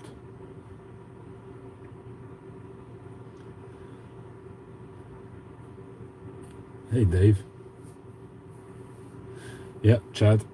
I've done the same here with my family. I must be honest. When my kids were younger, I did hit them, never violently, but I do believe in the dictum that when a child is very young, and I'm not talking about very very young. I'm talking about once they get to a certain age, when they are like maybe 3 or 4 years old, a little sharp tap on the hand is a good thing to do, because you can't explain when a little child has done something wrong. They need a very quick way of learning that it's wrong. You can't start talking to them and explaining it to them. If a child is 15, then you hitting them is going to do more harm than good. So better to explain to them what they've done wrong. They either accept it or they don't. But when they're very young, it's like if a kid's playing with an electrical cable, right? A live cable. So you're not going to start explaining to him what electricity is all about and how dangerous it is. You just whack it out of his hand or whatever. Or if a kid's about to walk into the middle of the street, you grab him. And if you have to hit him, you hit him so he knows that it's not something that's good. I am actually a firm believer in that. But having said that, nowadays, I don't hit my kids. I haven't hit my kids in years. They're all too old now. My youngest is already 8. So at that age, it's very rare that I would give them any kind of physical punishment.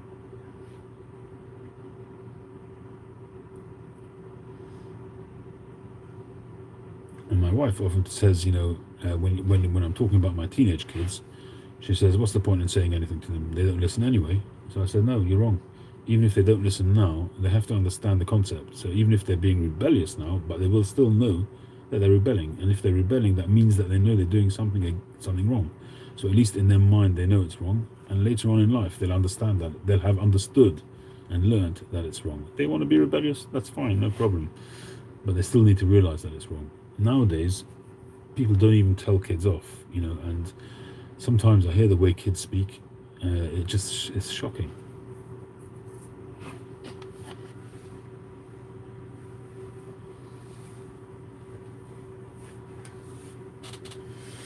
I guess I'm a bit of a traditionalist, but yeah, Chad, I agree with you. The look is I've got my kids well trained in that respect when it comes to the look.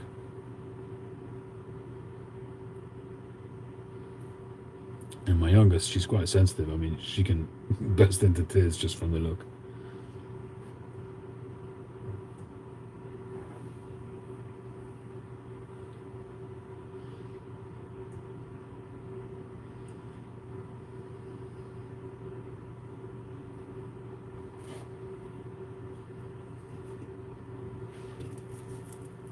No, that's done.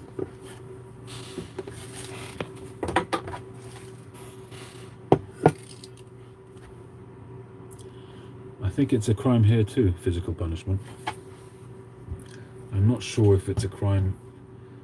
It's certainly a crime for anybody other than parents, and I've got a feeling that it's a crime now for parents as well. I'm not sure about that, but certainly anybody other than a parent has got no chance if they touch somebody else.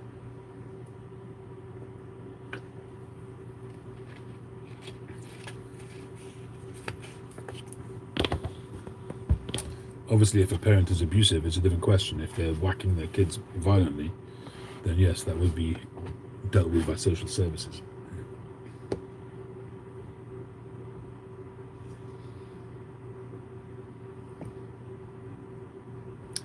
Yeah, corporal punishment, I remember that in school, for sure.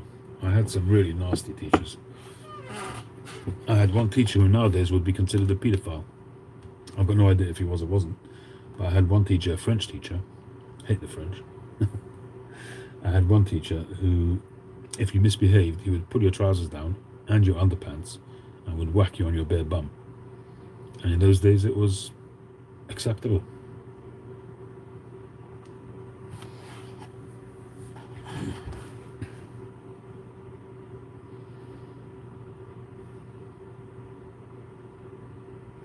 Nowadays, they'd go to prison for that.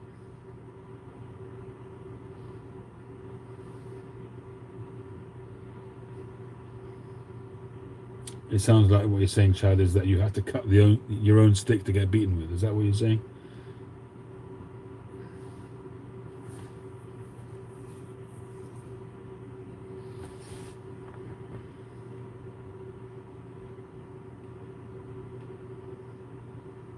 It wasn't a Catholic school, no.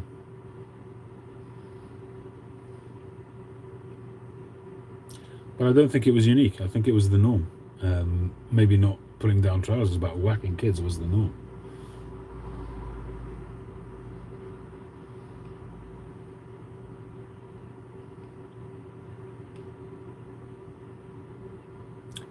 We had a principal who would whack us with a leather belt. He used to take off his belt, and you'd get 6 of the best. It wasn't incongruous. It was the norm.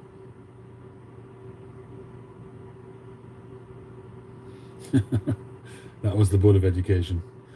Yeah, in a different school that I went to, the head teacher had a paddle as well.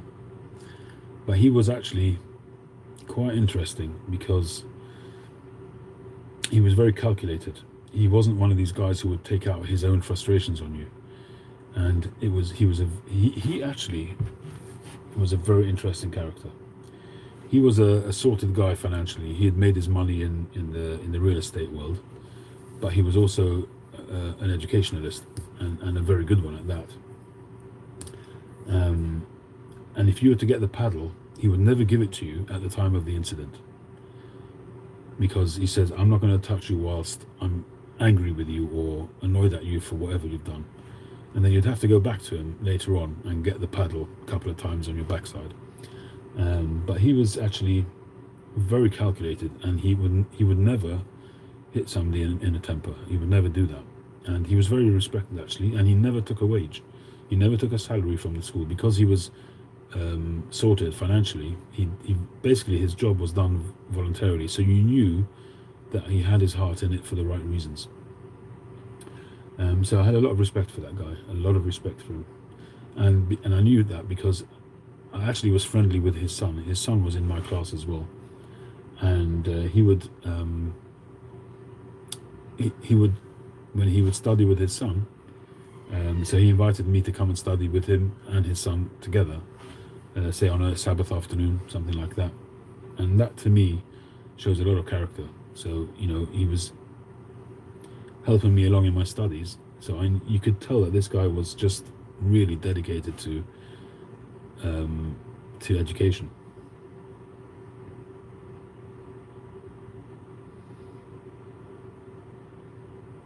Flip it, Laura. Out of a first-story window. Wow. I had one time when I was doing something wrong, I don't know what it was, and the teacher, that you had the blackboard, so you mustn't call it a blackboard nowadays, God forbid, but the chalkboard, I don't remember what it was I was doing. I don't think it was anything crazy, but the teacher threw the board duster at me, so you had this wooden block with a sponge on the other side, which you used to clean the board with, and I don't know what it was that I'd done, but he threw that at me. And I was also not a particularly naughty child, and I certainly wasn't one of these get up and go and fight kind of kids. Never had a fight in my life. And he threw the board duster at me. I picked it up and I threw it back at him. I got into trouble for that, but I actually think back on it and I think to myself, I can't believe I actually did that.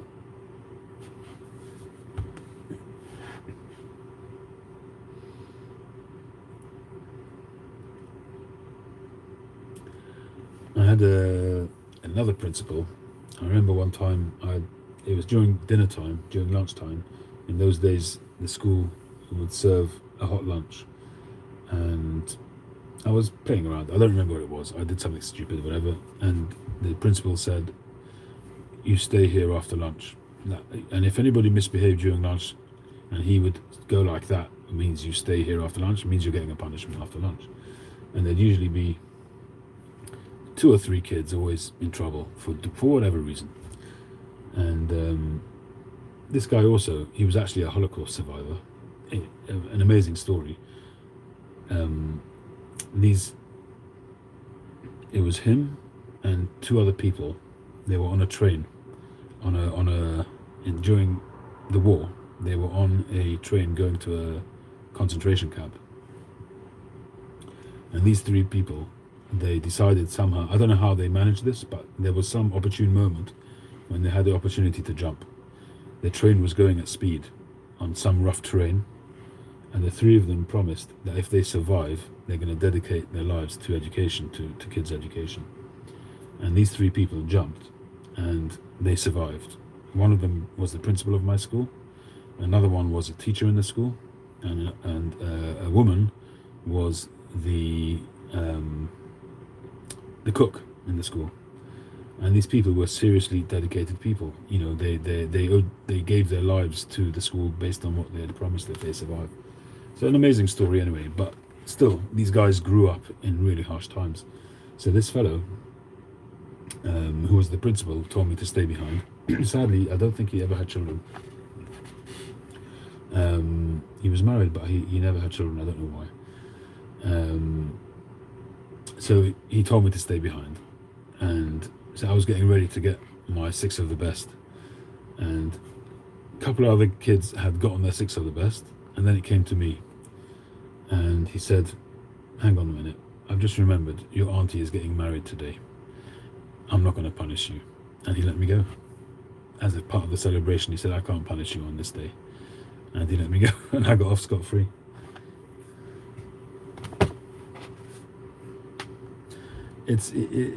Those kind of stories are really kind of heartwarming, because these people were so dedicated to their job.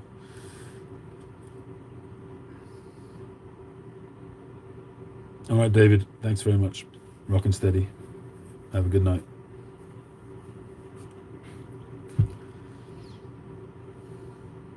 I think it might have been because he was actually invited to that wedding, and he actually spoke at the wedding. So maybe he felt a little bit of, how can I hit this child? I'm going to his aunt's wedding later today. Or I don't know if it was that day or the next day or something like that. Yeah, interesting memories. What's the time? 10 to 1. I don't actually know when. The clocks are changing. Mark said they're not changing tonight. When is the clock changing? Sunday, 1 a.m. That's tonight, right? Sunday, March the 26th, 1 a.m. So that is now. Okay, so it is tonight. When he said tomorrow, he meant after midnight, I guess.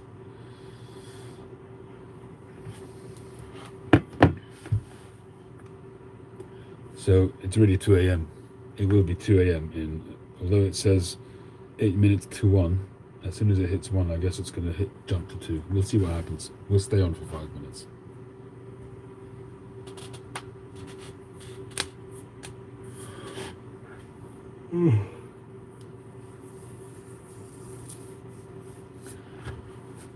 So anyway, those are some of my memories. I can't think of anything else right now.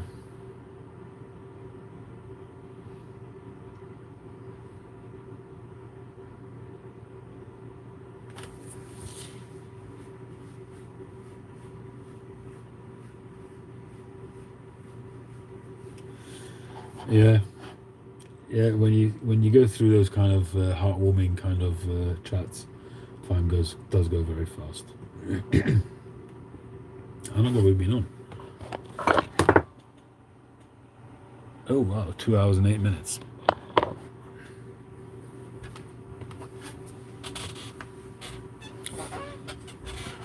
Yes, we are part of civilization. We change our clocks too. I don't know why it's not at the same time though. Why we don't do it at the same time as you guys.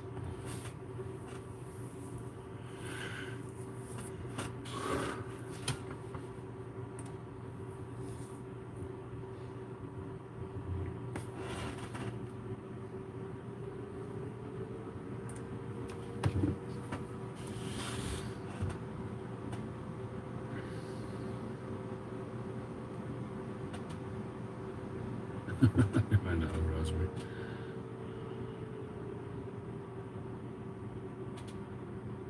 Oh wow! I was watching a Lane era Chariton pipe, a cup and saucer pipe, on eBay. Just I didn't expect it to be in my price range at all, but that's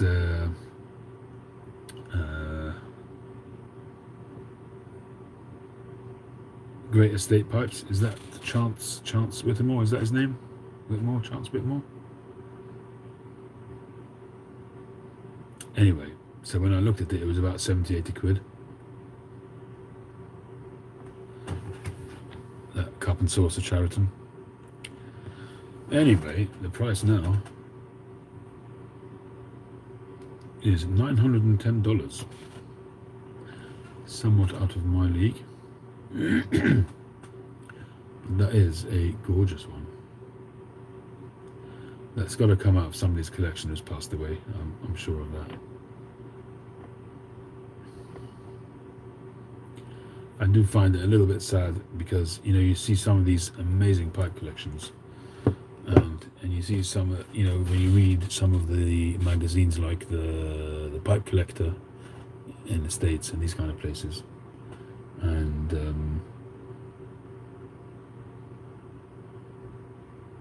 these guys amass beautiful collections over their lives and don't get to dispose of them during their lifetime, and then when they pass.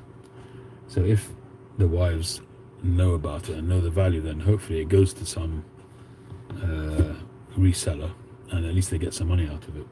But sometimes the collections just get binned, you know, and that's so tragic. And it could be a person's lifetime passion, literally going up in smoke.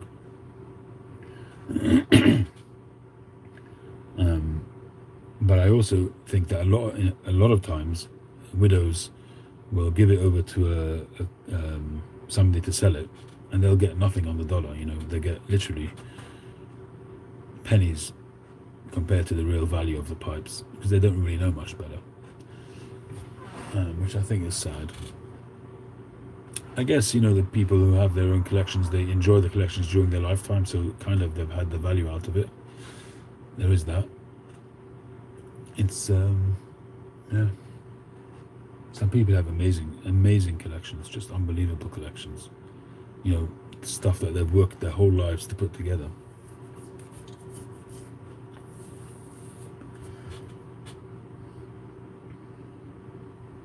You know, the oldest sort of style of collecting. When you, if you read the Pipe Collector magazine, people who, let's say, focus on one particular brand, whether it be Chariton or Dunhill or that kind of thing, and their whole lives they'll want to get particular groupings of pipes, and they'll really be looking at pipe shows on eBay, on other places, other websites, till they can actually get those pipes together, and they'll spend fortunes on these pipes.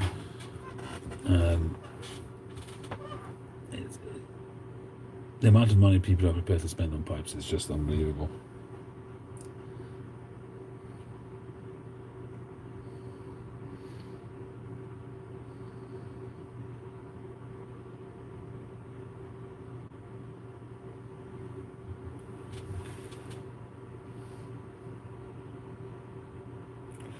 Yeah, my computer says 2:01, so we've jumped forward an hour.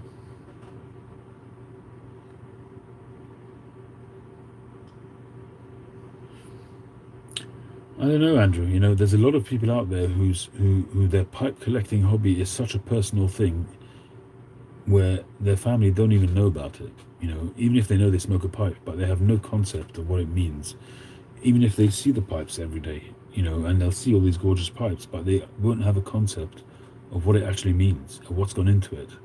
And for a lot of people, it's a private world. You know, their whole pipe collecting, tobacco collecting, is just a private world. It's their own little existence where they invest their whole passion into it, and nobody else in the family is actually aware of what goes into it. They might understand that it's a passion and it's their hobby and all of that, but they just have no concept of what's gone into putting together that collection.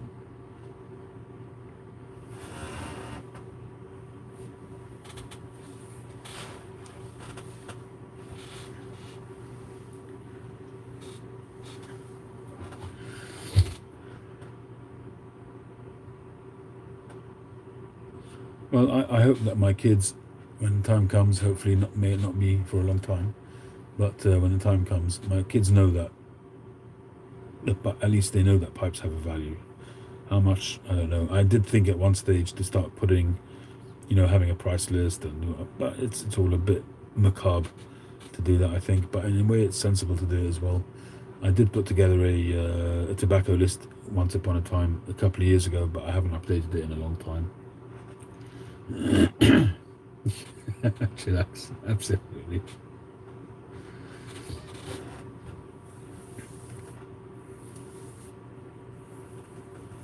But I mean, my collection is not that valuable. It's not that valuable at all. It depends what you call valuable, I suppose. How long is a piece of string? But the average price of my pipes, not counting my LCS pipes, but the average value of my pipes, I would say, is in around the £100 to £150 region. The average value, and a lot of them are far less. As estates, they're less anyway. But in terms of what I've paid for them, I'd say between £100 and £200 on average.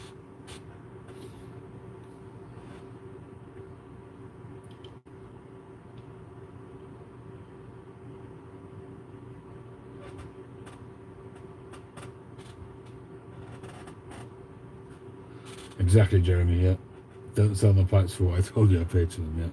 Yeah, 100%. There's lots of people who are like that.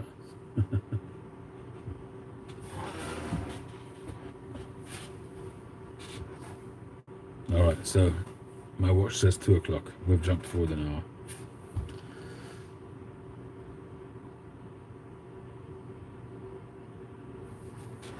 Yeah, it was Sunday, but it's Sunday morning rather than Sunday night. So it is technically Sunday morning now. But you're right, Mark. It was Sunday morning, 2 o'clock, 1 o'clock. It's now 2 o'clock though.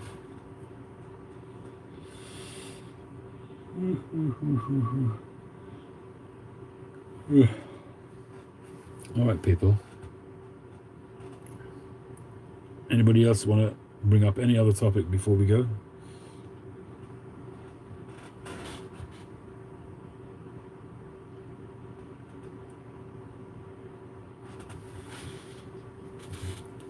In the meantime, I will do my thank yous. Thank you, Andrew. Thank you, Jeremy. Thank you, Richard. Thank you, Welsh Piper. Thank you, NSD. Thank you for joining us for the first time. Hope you come again. We do this every Saturday night. Thank you, Chillax, Jeremy Viz.